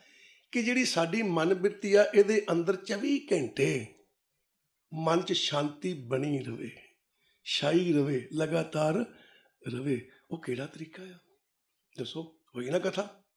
ਕਹਿੰਦੇ ਕਵਨ ਮੁਖ ਚੰਦ ਹਿਵੇ ਕਰ ਛਾਇਆ, ਕਵਨ ਮੁਖ ਸੂਰਜ ਤਪੇ ਤਪਾਇਆ। ਕਵਨ ਮੁਖ ਕਿਸ ਤਰੀਕੇ ਨਾਲ ਸੂਰਜ ਤਪੇ ਤਪਾਇਆ, ਕਿ ਸੂਰਜ ਲਗਾਤਾਰ ਹੀ ਤਪਦਾ ਰਵੇ। ਹੁਣ ਸੂਰਜ ਲਗਾਤਾਰ ਤਪਦਾ ਨਹੀਂ ਹੈ, 12 ਘੰਟਿਆਂ ਬਾਅਦ ਸੂਰਜ ਪਲਟੀ ਮਾਰ ਲੈਂਦਾ ਤੇ ਰਾਤ ਪੈ ਜਾਂਦੀ। ਸਵੇਰੇ ਸੂਰਜ ਦੀ ਗਰਮੈਸ਼ ਹੋਰ ਹੁੰਦੀ ਹੈ, ਦੁਪਹਿਰ ਵੇਲੇ ਕੁਝ ਹੋਰ ਹੁੰਦੀ ਹੈ, ਸ਼ਾਮ ਵੇਲੇ ਕੁਝ ਹੋਰ ਹੁੰਦੀ ਹੈ। ਔਰ ਇੱਥੇ ਕੀ ਕਹਿਣ ਡਏ ਹੋ? ਕਹਿੰਦੇ ਕਵਨ ਮੁਖ ਸੂਰਜ ਤਪੇ ਤਪਾਇਆ। ਕਹਿੰਦੇ ਉਹ ਕਿਹੜਾ ਤਰੀਕਾ ਕਿ ਸੂਰਜ ਹਮੇਸ਼ਾ ਹੀ ਤਪਦਾ ਰਵੇ। ਇਹਦਾ ਮਤਲਬ ਸੂਰਜ ਦੀ ਗੱਲ ਕੀਤੀ ਉਹਨਾਂ ਨੇ, ਗਿਆਨ ਦੀ ਗੱਲ ਕੀਤੀ। ਸੂਰਜ ਰੋਸ਼ਨੀ ਹੈ, ਰੋਸ਼ਨੀ ਗਿਆਨ ਨੂੰ ਕਹਿੰਦੇ ਆ। ਕਹਿਣ ਲੱਗੇ ਹੇ ਗੁਰੂ ਨਾਨਕ ਸਾਨੂੰ ਸਮਝਾਓ, ਸਾਡੇ ਤੇ ਕਿਰਪਾ ਕਰੋ ਵੀ ਉਹ ਕਿਹੜਾ ਤਰੀਕਾ ਹੈ, ਕਿਹੜਾ ਜ਼ਰੀਆ ਹੈ, ਉਹ ਕਿਸ ਤਰ੍ਹਾਂ ਦੇ ਨਾਲ ਸਦਾ ਲਈ ਅੰਦਰ ਗਿਆਨ ਦਾ ਸੂਰਜ ਚੜ੍ਹਿਆ ਹੀ ਰਵੇ। ਉਹ ਕਿਹੜਾ ਤਰੀਕਾ? ਦੇਖੋ ਕੀਤੀ ਨਾ ਵਿਚਾਰ, ਹੋਈ ਨਾ ਕਥਾ। ਤੇ ਆਪਾਂ ਨੇ ਕਹਤਾ ਜੀ ਕਥਾ ਤੇ ਗੁਰੂ ਅਰਜਨ ਦੇਵ ਪਾਤਸ਼ਾਹ ਦੇ ਟਾਈਮ ਤੇ ਹੋਈ। ਸਿਰਫ ਵਿਚਾਰ ਨਹੀਂ ਕੀਤੀ, ਆਪਾਂ ਅੰਦਰ ਤੱਕ ਜਾਣਾ ਹੈ। ਗੁਰਬਾਣੀ ਨੂੰ ਜਦੋਂ ਪੜ੍ਹਦੇ ਹੋ ਨਾ, ਬੜੇ ਪਿਆਰ ਨਾਲ ਪੜ੍ਹਿਆ ਕਰੋ। ਫਿਰ ਗੁਰੂ ਨਾਨਕ ਪਾਤਸ਼ਾਹ ਦੇਖੋ ਕਥਾ ਹੋ ਰਹੀ ਜੇ, ਆਪਾਂ ਕਿਹੜੀ ਪੰਕਤੀ ਪੜ੍ਹੀ ਆ? ਮਿਲ ਹਰ ਹਰ ਕਥਾ ਕਰੋ। ਠੀਕ ਆ, ਤੇ ਆਪਾਂ ਉਹ ਕਥਾ ਕਰਨ ਰਹੇ ਤੇ ਗੁਰੂ ਨਾਨਕ ਪਾਤਸ਼ਾਹ ਨੇ ਵੀ ਕਥਾ ਕੀਤੀ। ਸਿੱਧਾ ਨੇ ਵਿਚਾਰ ਦੱਸੀ ਵੀ ਆਹ ਕੰਮ ਕਿਵੇਂ ਬਣ ਸਕਦਾ ਹੈ। ਤੇ ਧੰਨ ਗੁਰੂ ਨਾਨਕ ਪਾਤਸ਼ਾਹ ਜਵਾਬ ਦੇਣ ਲੱਗੇ, ਕਥਾ ਕਰਨ ਲੱਗੇ, ਵਿਚਾਰ ਕਰਨ ਲੱਗੇ। ਬੜੇ ਪਿਆਰ ਦੇ ਨਾਲ ਕੀ ਕਹਿਣ ਲੱਗੇ? ਕਹਿੰਦੇ ਸ਼ਬਦ ਭਾਖਤ ਸਸ ਜੋਤ ਅਪਾਰਾ। ਆਹ ਧਿਆਨ ਨਾਲ ਸੁਣਨਾ ਜਰਾ। ਸ਼ਬਦ ਭਾਖਤ ਸਸ ਜੋਤ ਅਪਾਰਾ। ਸ਼ਬਦ, ਸ਼ਬਦ ਨਾਮ ਸਿਮਰਨ। ਭਾਖਤ ਕੀ ਹੈ? ਉਚਾਰਨ ਕਰਨਾ। ਸਸ ਕੀ ਹੈ? ਚੰਦਰਮਾ। ਜੋਤ ਅਪਾਰਾ। ਗੁਰੂ ਨਾਨਕ ਪਾਤਸ਼ਾਹ ਕਹਿਣ ਲੱਗੇ ਸਿੱਧਾ ਨੂੰ, ਕਹਿੰਦੇ ਸੁਣੋ ਬਈ, ਜਿਹੜਾ ਤੁਸੀਂ ਸਵਾਲ ਕੀਤਾ, ਜਿਹੜੀ ਮੇਰੇ ਨਾਲ ਵਿਚਾਰ ਕੀਤੀ ਹੈ, ਉਸ ਦਾ ਵਿਚਾਰ ਦਾ ਮੈਂ ਤੁਹਾਡੇ ਨਾਲ ਵਿਚਾਰ ਕਰਦਾ, ਜਵਾਬ ਦੇਣ ਲੱਗਾ। ਕਹਿਣ ਲੱਗੇ ਸ਼ਬਦ ਭਾਖਤ। ਕਹਿੰਦੇ ਜੇ ਕਿਤੇ ਇਸ ਮਨ ਦੇ ਅੰਦਰ ਹਰ ਸਵਾਸ ਵਿੱਚ ਸਿਮਰਨ ਉਚਾਰਨ ਕੀਤਾ ਜਾਵੇ, ਨਾਮ ਉਚਾਰਨ ਕੀਤਾ ਜਾਵੇ, ਸ਼ਬਦ ਉਚਾਰਨ ਹੁੰਦਾ ਰਹੇ, ਵਾਹਿਗੁਰੂ ਵਾਹਿਗੁਰੂ ਵਾਹਿਗੁਰੂ ਵਾਹਿਗੁਰੂ ਉਚਾਰਨ ਹੁੰਦਾ ਰਹੇ, ਰਾਮ ਰਾਮ ਉਚਾਰਨ ਹੁੰਦਾ ਰਹੇ, ਅਗਰ ਲਗਾਤਾਰ ਸ਼ਬਦ ਭਖਦਾ ਹੀ ਰਹੇ। ਭਖਣ ਦਾ ਭਾਵ ਕੀ ਹੁੰਦਾ? ਕੋਈ ਭੱਠੀ ਬਾਲੀ ਹੈ ਤੇ ਉਹਦੇ 'ਚ ਅੱਗ ਲਗਾਤਾਰ ਬਲਦੀ ਰਹੇ ਤੇ ਕੀ ਕਹਿੰਦਾ? ਭੱਠੀ ਭਖਦੀ ਪਈ ਹੈ। ਕਿਸੇ ਲਈ ਸਵਾਲ ਹੀ ਕਰ ਦਈਦਾ। ਸਿਆਲ ਦੇ ਦਿਨਾਂ 'ਚ ਆਪਾਂ ਹੁੰਦੇ, ਚਲੋ ਜ਼ਮਾਨੇ ਘੱਟ ਗਏ, ਉਹਨਾਂ ਸਮਿਆਂ 'ਚ ਕੋਈ ਇਲੈਕਟ੍ਰੋਨਿਕ ਸਮਾਨ ਨਹੀਂ ਹੁੰਦਾ ਸੀ ਤੇ ਭੱਠੀਆਂ ਜਾਲ ਕੇ ਤਾਂ ਆਪਾਂ ਠੰਡ ਦੂਰ ਕਰਦੇ ਸੀ। ਤੇ ਕੋਈ ਬੰਦਾ ਕੰਮਕਾਰ ਤੋਂ ਆਉਂਦਾ ਸੀ, ਘਰ ਆ ਕੇ ਪੁੱਛਦਾ ਸੀ ਭੱਠੀ ਭਖਦੀ ਹੈ? ਇਹਦਾ ਮਤਲਬ ਅੱਗ ਬਲਦੀ ਪਈ ਆ ਤਾਂ ਕਿ ਮੈਂ ਹੱਥ ਸੇਕ ਲਵਾਂ। ਭਖਦੀ ਦਾ ਮਤਲਬ ਅਜੇ ਵੀ ਉਸੇ ਤਰ੍ਹਾਂ ਹੀ ਹੈ ਜਿੱਦਾਂ ਤੁਸੀਂ ਬਾਲੀ ਸੀਗੀ। ਤੇ ਇੱਥੇ ਫਿਰ ਗੁਰੂ ਨਾਨਕ ਪਾਤਸ਼ਾਹ ਕਹਿੰਦਾ ਸ਼ਬਦ ਭਾਖਤ ਸਸ ਜੋਤ ਅਪਾਰਾ। ਕਹਿੰਦੇ ਜੇ ਕਿਤੇ ਲਗਾਤਾਰ ਸ਼ਬਦ ਭਖਦਾ ਰਹੇ, ਸ਼ਬਦ ਉਚਾਰਨ ਹੁੰਦਾ ਰਹੇ ਤੇ ਮਨ ਵਿੱਚ ਸ਼ਾਂਤੀ ਆਈ ਜਾਂਦੀ ਹੈ। ਮਨ ਵਿੱਚ ਸ਼ਾਂਤੀ ਆਈ ਜਾਂਦੀ ਹੈ, ਮਨ ਸ਼ਾਂਤ ਹੋ ਜਾਂਦਾ। ਕੋਈ ਪਹਿਲਾ ਸਵਾਲ ਤਾਂ ਇਹੀ ਕੀਤਾ ਨਾ ਕਿ ਚੰਦਰਮਾ ਸਾਡੇ ਅੰਦਰ ਕਿੱਦਾਂ ਲਗਾਤਾਰ ਛਾਇਆ ਰਹੇ, ਠੰਡਕ ਛਾਇਆ ਰਹੇ, ਮਨ ਸ਼ਾਂਤ ਰਹੇ। ਕਹਿੰਦਾ ਮਨ 'ਚ ਸ਼ਾਂਤੀ ਹੁੰਦੀ ਹੈ ਜੇ ਲਗਾਤਾਰ ਸ਼ਬਦ ਉਚਾਰਨ ਹੁੰਦਾ ਰਹੇ। ਠੀਕ ਹੈ, ਜਿਹਨੂੰ ਆਪਾਂ ਕਹਿ ਦਿੰਦੇ ਹਾਂ ਸਾਸ ਸਾਸ ਸਿਮਰੋ ਗੋਬਿੰਦ। ਕਹਿੰਦੇ ਲਗਾਤਾਰ ਸ਼ਬਦ ਉਚਾਰਨ ਹੁੰਦਾ ਰਹੇ ਤਾਂ ਇਹ ਬਿਰਤੀ ਬਣ ਜਾਂਦੀ ਹੈ। ਫਿਰ ਗੁਰੂ ਜੀ ਕੀ ਕਹਿਣ ਲੱਗੇ? ਸੱਸ ਘਰ ਸੂਰ ਵਸੇ ਮਿਟੇ ਅੰਧਿਆਰਾ। ਸੱਸ ਘਰ ਸੂਰ ਵਸੇ। ਕਹਿੰਦਾ ਜਦੋਂ ਆਪਣੇ ਅੰਦਰ ਮਨ 'ਚ ਸ਼ਾਂਤੀ ਆ ਜਾਂਦੀ ਹੈ, ਕਹਿੰਦਾ ਭਾਵ ਚੰਦਰਮਾ ਚੜ੍ਹ ਜਾਂਦਾ ਹੈ। ਸੱਸ ਚੰਦਰਮਾ ਨੂੰ ਕਹਿੰਦੇ ਸੱਸ ਘਰ ਸੂਰ ਵਸੇ। ਠੀਕ ਹੈ, ਸੱਸ ਕੀ ਹੈ? ਚੰਦਰਮਾ। ਚੰਦਰਮਾ ਕੀ ਹੈ? ਸ਼ਾਂਤੀ। ਸੂਰ ਕੀ ਹੈ? ਸੂਰਜ। ਸੂਰਜ ਕੀ ਹੈ? ਰੋਸ਼ਨੀ। ਰੋਸ਼ਨੀ ਕੀ ਹੈ? ਗਿਆਨ। ਕਹਿੰਦੇ ਜੇ ਮਨ ਵਿੱਚ ਸ਼ਾਂਤੀ ਆ ਜਾਵੇ, ਮਨ ਭਟਕਣੋਂ ਹਟ ਜਾਵੇ, ਮਨ ਸ਼ਾਂਤ ਹੋ ਜਾਵੇ ਸਿਮਰਨ ਕਰਦਿਆਂ ਔਰ ਉਹ ਸ਼ਾਂਤੀ ਦੇ ਘਰ ਵਿੱਚ, ਠੰਡ ਦੇ ਘਰ ਵਿੱਚ ਸੂਰਜ ਚੜ੍ਹਿਆ ਰਹਿੰਦਾ। ਕਹਿੰਦਾ ਭਾਵ ਗਿਆਨ ਦਾ ਪ੍ਰਕਾਸ਼ ਹੋ ਜਾਂਦਾ ਹੈ। ਕਹਿੰਦੇ ਜਦੋਂ ਗਿਆਨ ਦਾ ਪ੍ਰਕਾਸ਼ ਹੋ ਜਾਂਦਾ ਹੈ, ਗਿਆਨ ਦਾ ਪ੍ਰਕਾਸ਼ ਜਦੋਂ ਹੋ ਜਾਂਦਾ ਹੈ, ਮਿੱਟੇ ਅੰਧਿਆਰਾ। ਕਹਿੰਦੇ ਜਦੋਂ ਸੂਰਜ ਚੜ੍ਹਨ ਲੱਗਦਾ ਹੈ, ਜਿਵੇਂ ਜਿਵੇਂ ਸੂਰਜ ਆਪਣੇ ਕਿਰਨਾਂ, ਆਪਣੀ ਰੋਸ਼ਨੀ ਫੈਲਾਉਂਦਾ ਹੈ, ਹਨੇਰਾ ਦੂਰ ਹੋਈ ਜਾਂਦਾ। ਕਹਿੰਦਾ ਜਿਵੇਂ ਜਿਵੇਂ ਸਾਡੇ ਅੰਦਰ ਗਿਆਨ ਦਾ ਚਾਨਣ ਹੁੰਦਾ, ਸਾਡੇ ਅੰਦਰ ਅਗਿਆਨਤਾ ਦਾ ਹਨੇਰਾ ਦੂਰ ਹੋਈ ਜਾਂਦਾ। ਦੇਖੋ ਕਥਾ ਕੀਤੀ ਕਿ ਨਹੀਂ ਕੀਤੀ? ਇਹਨੂੰ ਕਹਿੰਦੇ ਮਿਲ ਹਰ ਹਰ ਕਥਾ ਕਰੋ। ਧੰਨ ਗੁਰੂ ਰਾਮਦਾਸ ਮਹਾਰਾਜ ਜੀ ਕਹਿੰਦੇ ਆਪਣੀਆਂ ਮਨ ਬਿਰਤੀਆਂ ਨੂੰ ਸੰਕੋਚੋ, ਇਕੱਠੀਆਂ ਕਰੋ, ਮਨਨ ਸ਼ਕਤੀ ਨੂੰ ਇਕੱਠੀ ਕਰੋ, ਔਰ ਫਿਰ ਗੁਰੂ ਚਰਨਾਂ ਨਾਲ ਜੁੜ ਕੇ ਤੇ ਕੀ ਕਰੋ, ਫਿਰ ਸ਼ਬਦ ਦੀ ਵਿਚਾਰ ਕਰੋ। ਫਿਰ ਕੀ ਕਰੋ? ਕਹਿੰਦਾ ਜਦੋਂ ਵਿਚਾਰ ਕਰੋਗੇ ਫਿਰ ਉਹੀ ਗੱਲ ਹੋਗੀ ਜਿਹੜੀ ਗੁਰੂ ਨਾਨਕ ਪਾਤਸ਼ਾਹ ਦੱਸੀ ਸਾਨੂੰ, ਤੇ ਉਹੀ ਗੱਲ ਕਹਿਣ ਲੱਗੇ, ਕਹਿੰਦੇ ਹਰ ਹਰ ਨਾਮ ਬੋਹਿਦ ਹੈ ਕਲਯੁਗ, ਖੇਵਟ ਗੁਰ ਸ਼ਬਦ ਤਰਹੋ। ਜਾਣਦੇ ਹੋ ਕੀ ਕਹਿੰਦੇ ਹਰ ਹਰ ਨਾਮ ਬੋਹਿਦ ਹੈ ਕਲਯੁਗ। ਕਹਿੰਦੇ ਉਸ ਪਰਮਾਤਮਾ ਜਿਹੜਾ ਨਾਮ ਹੈ ਨਾ, ਉਹ ਬੋਹਿਦ ਕਹਿੰਦੇ ਨੇ ਜਾਚ ਨੂੰ।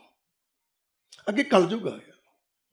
ਇੱਥੇ ਕਲਯੁਗ ਅੱਖਰ ਜਿਹੜਾ ਵਰਤਿਆ ਨਾ ਗੁਰੂ ਰਾਮਦਾਸ ਮਹਾਰਾਜ ਜੀ ਨੇ, ਯੁੱਗ ਦੀ ਗੱਲ ਨਹੀਂ ਕੀਤੀ। ਐਵੇਂ ਨਾ ਕਿਤੇ ਕਹਿ ਦਿਓ ਸਤਯੁਗ, ਤੇਤਾ ਯੁੱਗ, ਦੁਆਪਰ ਯੁੱਗ ਤੇ ਕਲਯੁਗ, ਯੁੱਗ ਦੀ ਗੱਲ ਨਹੀਂ ਕੀਤੀ। ਕਲਯੁਗ ਨੂੰ ਕਲਯੁਗ ਕਿਉਂ ਕਿਹਾ?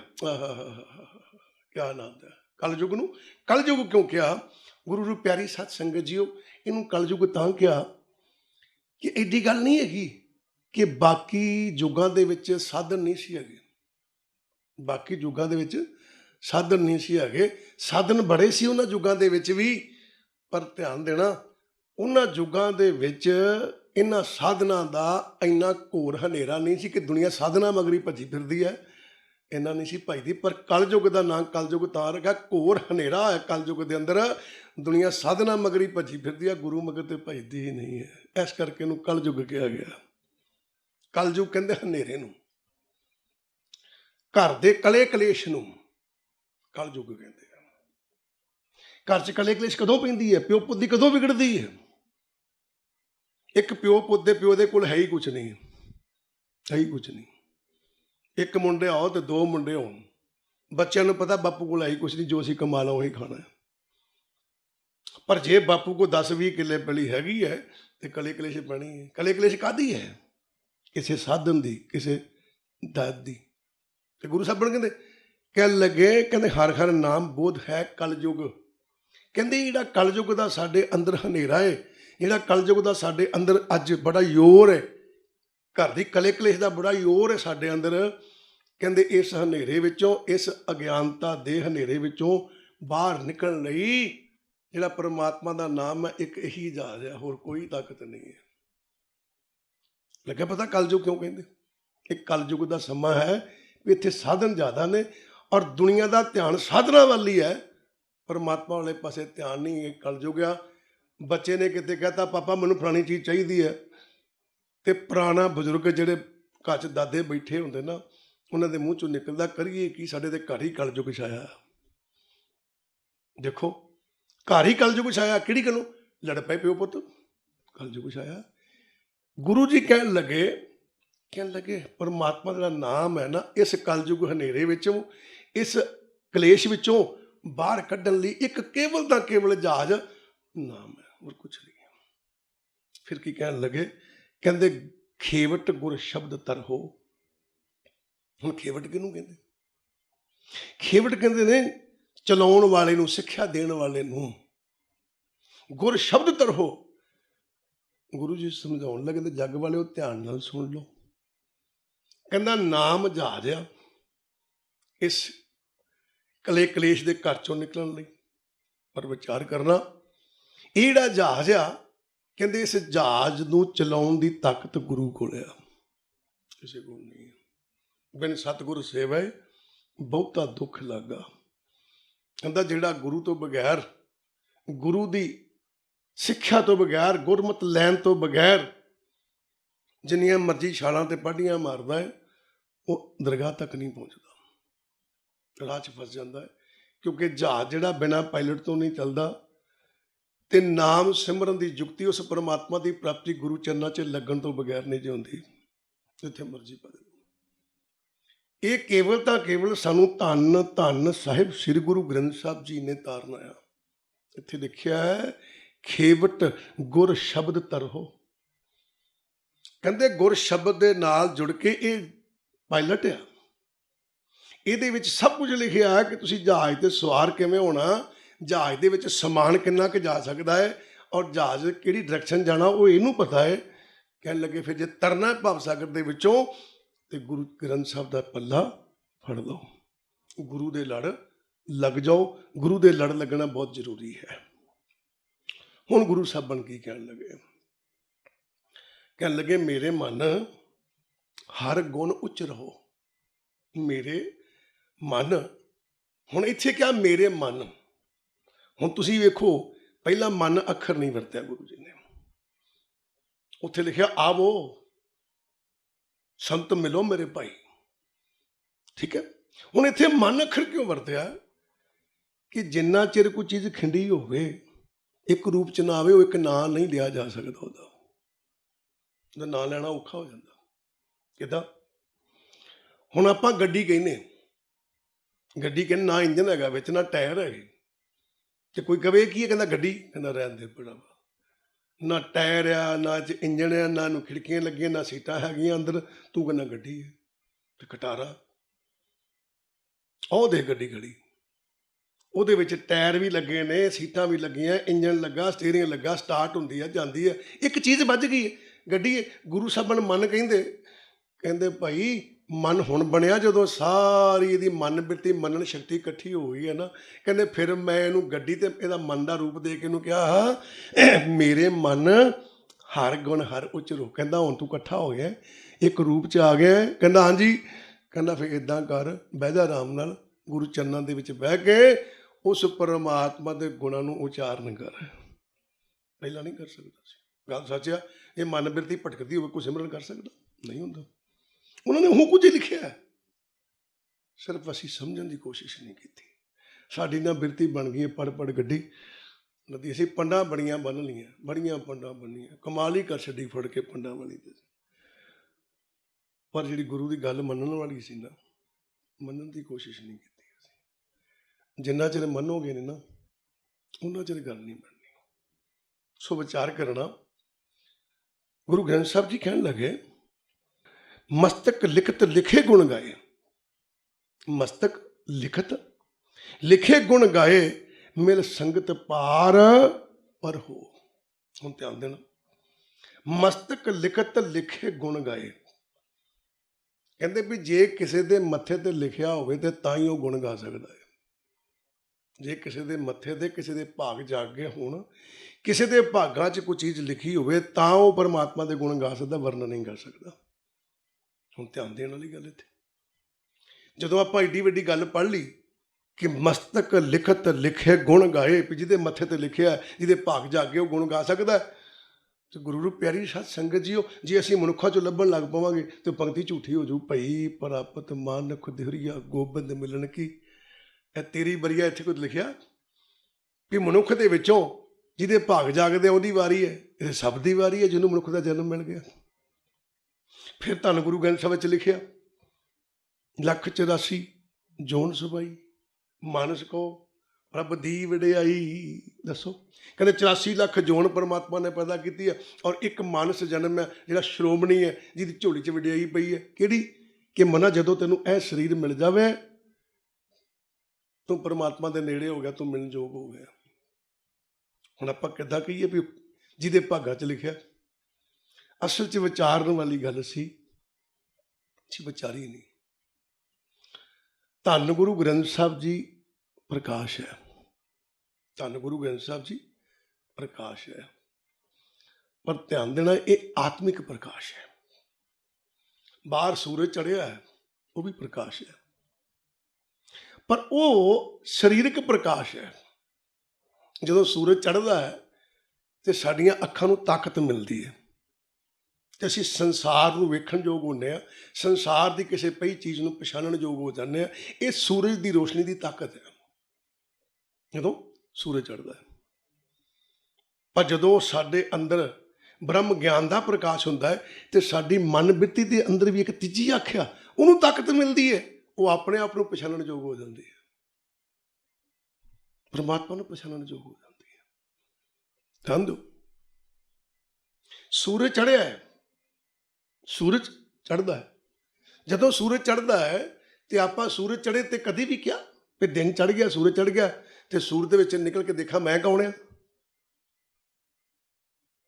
ਸੂਰਜ ਚੜ੍ਹਿਆ ਤੇ ਕੋਈ ਮਿਲਣ ਆਇਆ ਤਾਂ ਆਪਾਂ ਵੇਖਦੇ ਹਾਂ ਕੌਣ ਕੌਣ ਹੈ, ਮੇਰੇ ਕਮਰੇ 'ਚ ਕੌਣ ਕੌਣ ਆਇਆ।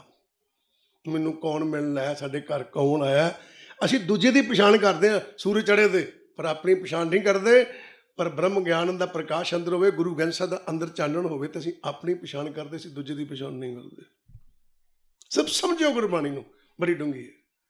ਹੁਣ ਇੱਥੇ ਵਿਚਾਰਨਾ ਕਿ ਸੂਰਜ ਚੜ੍ਹਿਆ ਤੇ 84 ਲੱਖ ਜੂਨ ਉਹਦਾ ਆਨੰਦ ਮਾਣਦੀ ਹੈ, 84 ਲੱਖ ਜੂਨ ਆਨੰਦ ਮਾਣਦੀ ਹੈ।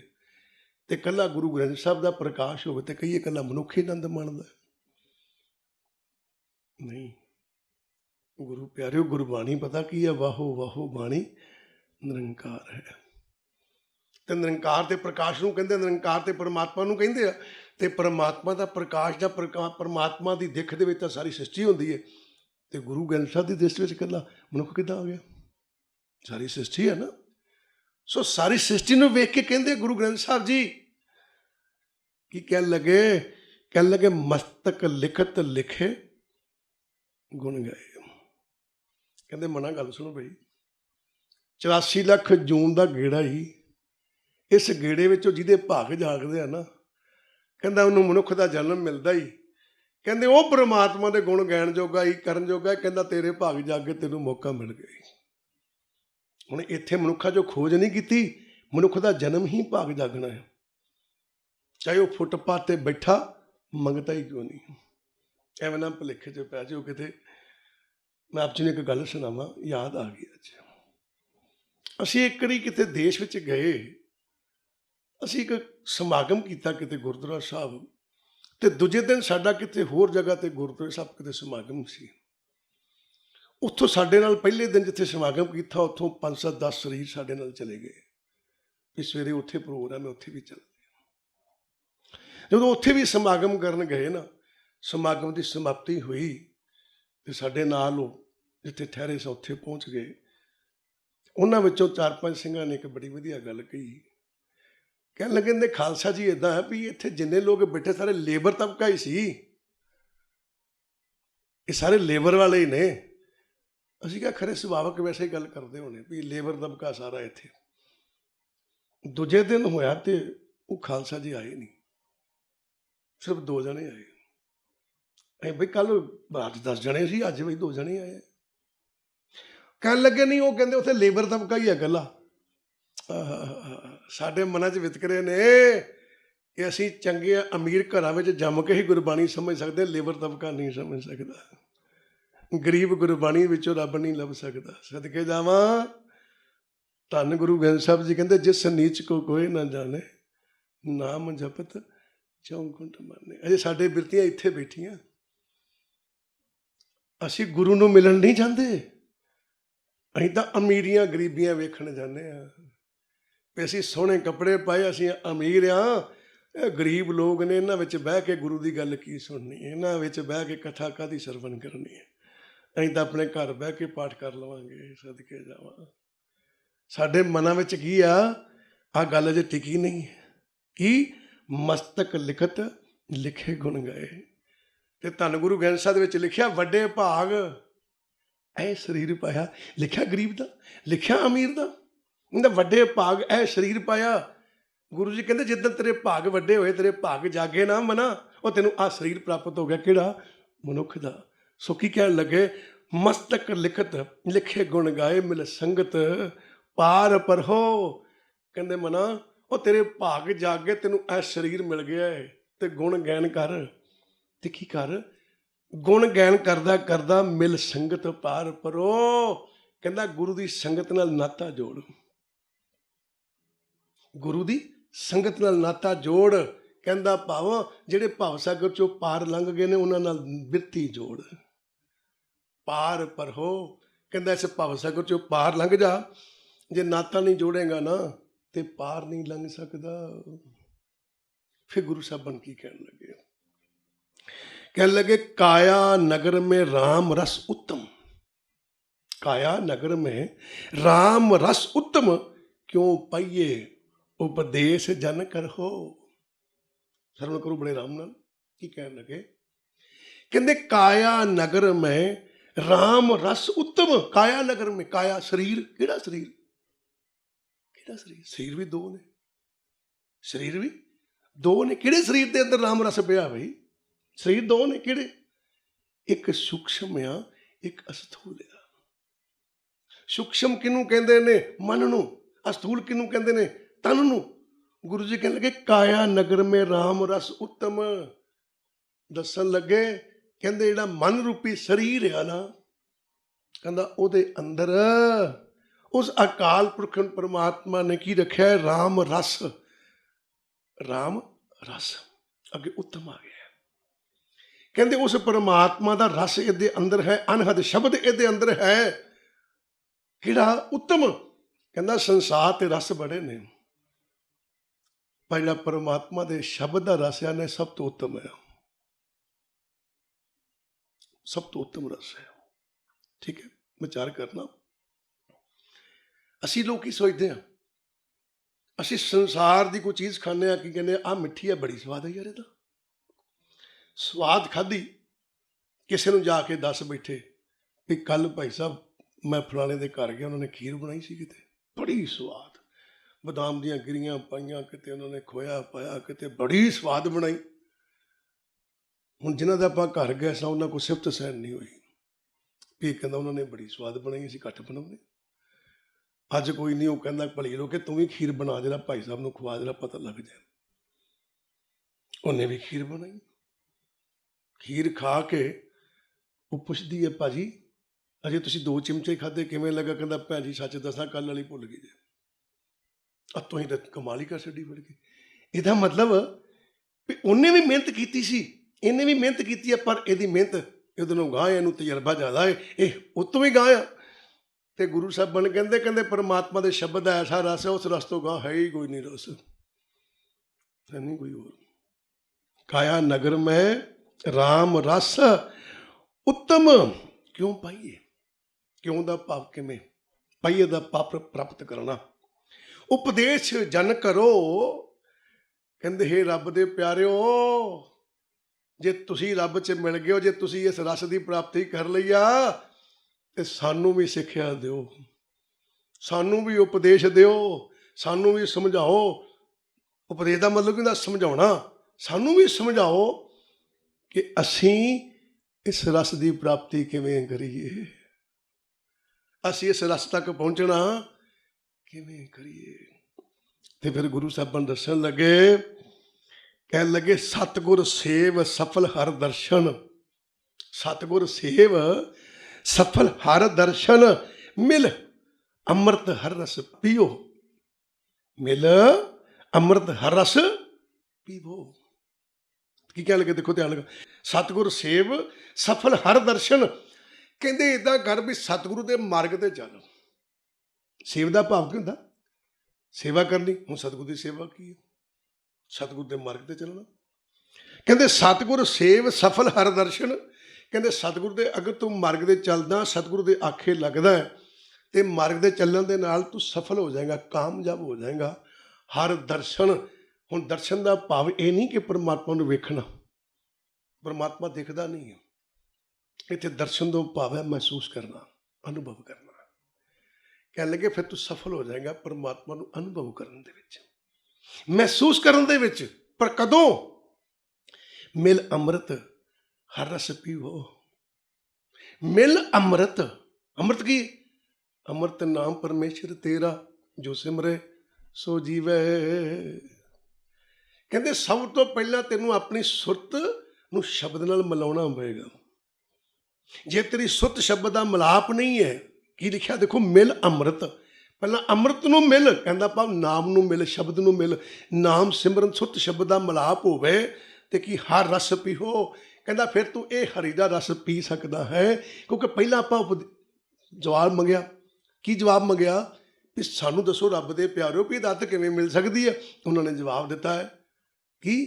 ਕਿ ਤੁਸੀਂ ਨਾਮ ਸਿਮਰਨ ਦੇ ਜ਼ਰੀਏ ਇਸ ਰਸ ਦੀ ਪ੍ਰਾਪਤੀ ਕਰ ਸਕਦੇ ਹੋ।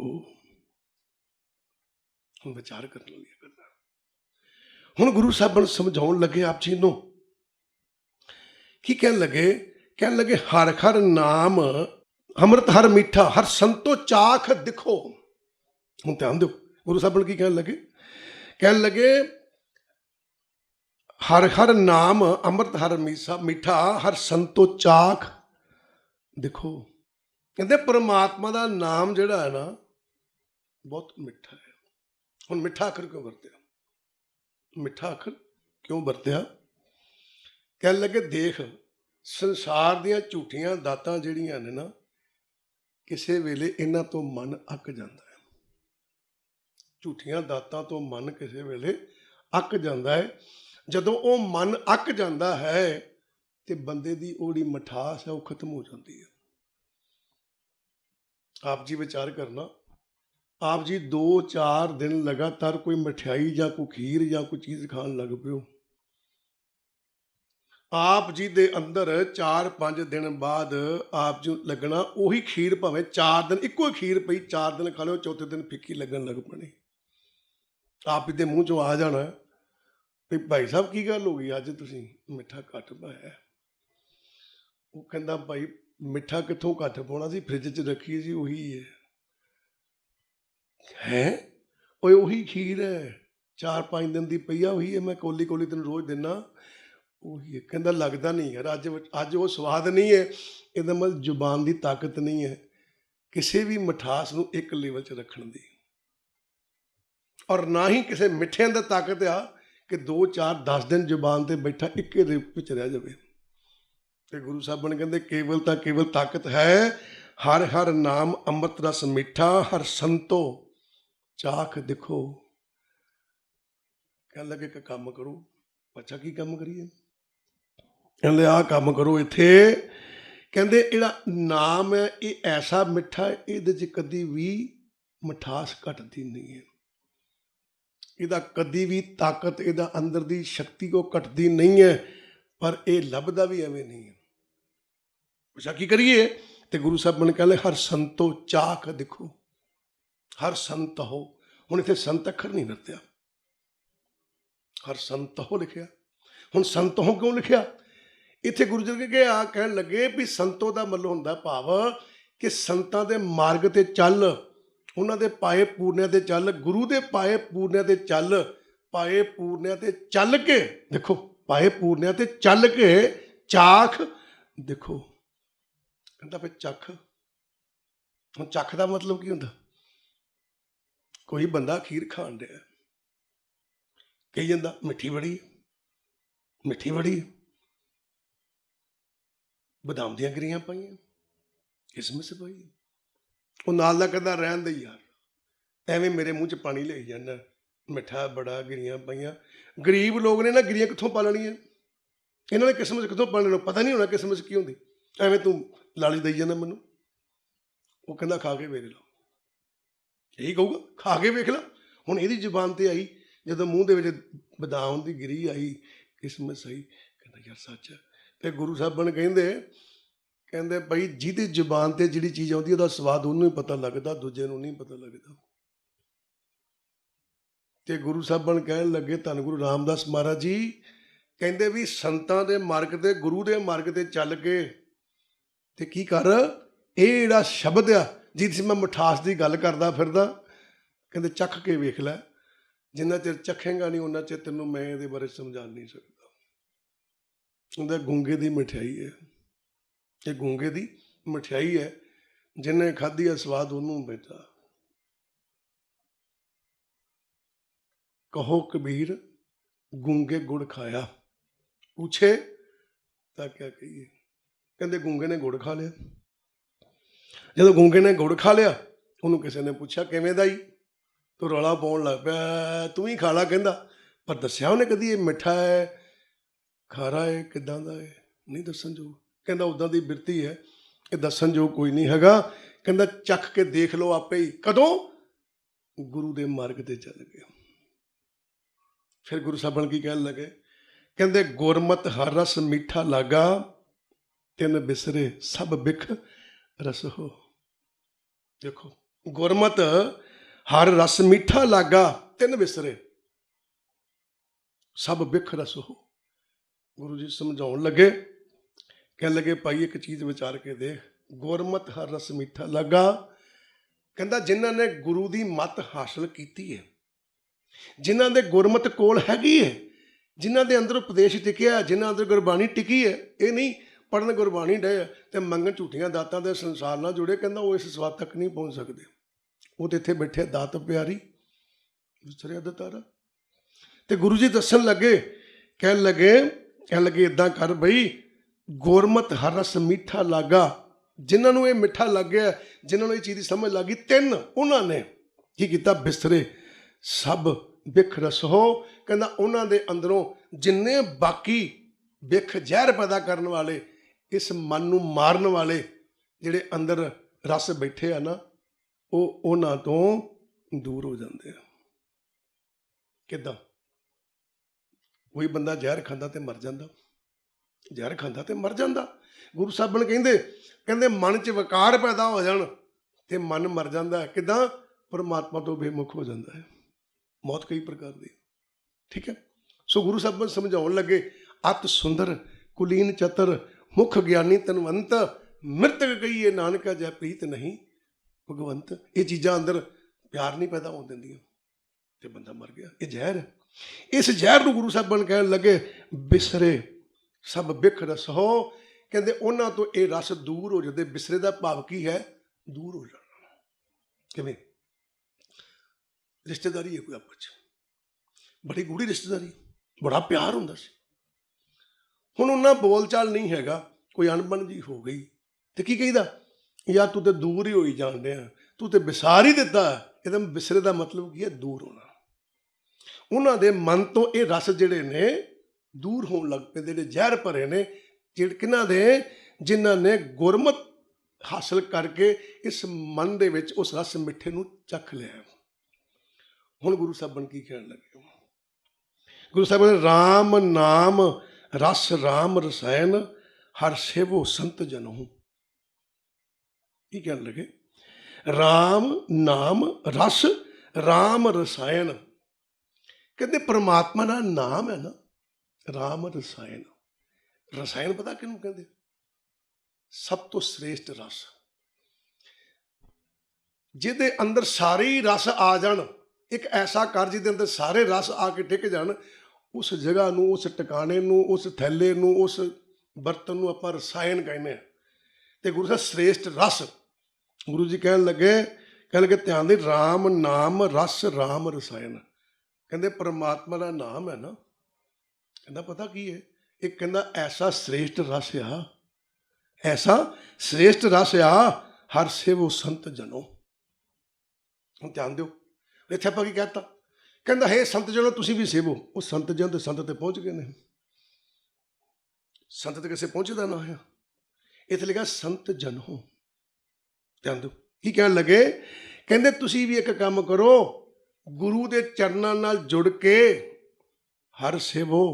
ਸੇਵੋ ਦਾ ਭਾਵ ਗੁਰੂ ਦੇ ਮਾਰਗ ਤੇ ਚੱਲ ਕੇ ਤੇ ਤੁਸੀਂ ਵੀ ਇਸ ਜਗ੍ਹਾ ਤੇ ਪਹੁੰਚ ਜਾਓ, ਤੁਸੀਂ ਵੀ ਇਸ ਟਿਕਾਣੇ ਤੇ ਪਹੁੰਚ ਜਾਓ, ਤੁਸੀਂ ਵੀ ਇਸ ਸ੍ਰੇਸ਼ਟ ਰਸ ਦੀ ਪ੍ਰਾਪਤੀ ਕਰ ਲਓ। ਇਹ ਨਾ ਹੋਵੇ ਕਿਤੇ ਇਹ ਰਹਿ ਜਾਵੇ। ਕਿਉਂਕਿ ਗੁਰੂ ਸਾਹਿਬਾਨ ਆਪ ਜੀ ਨੂੰ ਸਮਝਾਉਂਦੇ ਆ, ਕਹਿੰਦੇ ਇਹ ਜਿਹੜਾ ਸਾਰਾ ਸੰਸਾਰ ਹੈ ਨਾ, ਇਹ ਬੈਠਾ ਕਿੱਥੇ? ਧਿਆਨ ਦਿਓ ਕਿੱਥੇ ਬੈਠਾ? ਕਬੀਰ ਜਗ ਕਾਜਲ ਕੀ ਕੋਠੜੀ।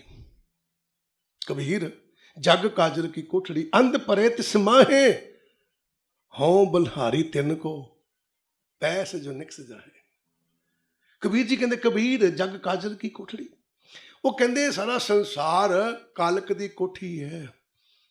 ਇਹਦਾ ਮਤਲਬ ਜਿੰਨੇ ਵਿਕਾਰ ਨੇ, ਜਿੰਨਾ ਸੰਸਾਰ ਹੈ, ਕਾਲਕ ਹੀ ਕਾਲਕ ਹੈ। ਇਹ ਮਨ ਨੂੰ ਚਿੰਬੜਦੀ ਹੈ। ਮਾਇਆ ਸਾਰੀ ਕਾਲਕ ਹੈ, ਚਿੰਬੜਦੀ ਮਨ ਨੂੰ ਤੇ ਇਹਦਾ ਰੰਗ ਚੜ੍ਹਦਾ ਹੀ ਚੜ੍ਹਦਾ। ਤੇ ਕਬੀਰ ਸਾਹਿਬਾਨ ਕਹਿਣ ਲੱਗੇ ਅੰਧ ਪਰੇ ਤਿਸ ਮਾਹੇ। ਕਹਿੰਦੇ ਜਿਹੜੇ ਗਿਆਨ ਤੋਂ ਅੰਨੇ ਆ, ਜਿਹੜੇ ਗਿਆਨ ਤੋਂ ਅੰਨੇ ਆ, ਕਿਹੜੀ ਗੱਲੋਂ? ਧਿਆਨ ਦੇਣਾ, ਗਿਆਨ ਤੋਂ ਅੰਨੇ। ਤੇ ਮੈਂ ਕਿਉਂ ਕਿਹਾ? ਉਹ ਗੁਰੂ ਸਾਹਿਬਾਨ ਸਮਝਾਉਂਦੇ ਨੇ, ਕਹਿੰਦੇ ਭਾਈ ਇੱਕ ਬੰਦਾ ਅੰਨਾ ਸੀ, ਦੂਜਾ ਬੰਦਾ ਉਹਦੇ ਕੋਲ ਗਿਆ ਤੇ ਉਹਨੂੰ ਜਾ ਕੇ ਕਹਿੰਦਾ ਭਾਈ ਸਾਹਿਬ, ਰੋਜ਼ ਮਿਲਦੇ ਹੁੰਦੇ ਸੀ। ਇੱਕ ਦਿਨ ਉਹਨੂੰ ਜਾ ਕੇ ਕਹਿੰਦਾ ਭਾਈ ਸਾਹਿਬ ਵੀ ਤੁਹਾਡਾ ਕੰਮ ਵਧੀਆ। ਕਹਿੰਦਾ ਕੀ ਹੋਇਆ? ਕਹਿੰਦਾ ਤੁਹਾਡੀ ਜ਼ਿੰਦਗੀ ਤੇ ਹਨੇਰਾ ਹੀ ਹਨੇਰਾ ਆ। ਅੰਨੇ ਨੂੰ ਕਿਹਾ ਉਸ ਬੰਦੇ, ਤੁਹਾਡੀ ਜ਼ਿੰਦਗੀ 'ਚ ਤਾਂ ਹਨੇਰਾ ਹੀ ਹਨੇਰਾ ਹੈ। ਅੰਨਾ ਉਹਨੂੰ ਜਵਾਬ ਦਿੰਦਾ, ਉਹ ਤੁਰਨ ਲੱਗਾ, ਉਹਨੂੰ ਬਾਹੋਂ ਫੜ ਕੇ ਜਵਾਬ ਦਿੰਦਾ, ਬਹਿ ਜਾਓ ਭਾਜੀ ਇੱਕ ਮਿੰਟ। ਕਹਿੰਦਾ ਕੀ ਦੱਸੋ? ਕਹਿੰਦਾ ਤੁਸੀਂ ਕਿਹਾ ਤੁਹਾਡੀ ਜ਼ਿੰਦਗੀ ਤੇ ਹਨੇਰਾ ਹੀ ਹਨੇਰਾ ਏ। ਕਹਿੰਦੇ ਤੁਹਾਨੂੰ ਪਤਾ ਮੈਂ ਤੇ ਕਦੀ ਹਨੇਰਾ ਵੇਖਿਆ ਹੀ ਨਹੀਂ। ਕਹਿੰਦਾ ਉਹ ਕਿਉਂ? ਅੰਨਾ ਕਹਿੰਦਾ ਜਨਾਬ ਹਨੇਰਾ ਵੇਖਣ ਲਈ ਵੀ ਅੱਖਾਂ ਚਾਹੀਦੀਆਂ ਨੇ, ਹਨੇਰਾ ਵੇਖਣ ਲਈ ਵੀ ਅੱਖਾਂ ਚਾਹੀਦੀਆਂ ਨੇ।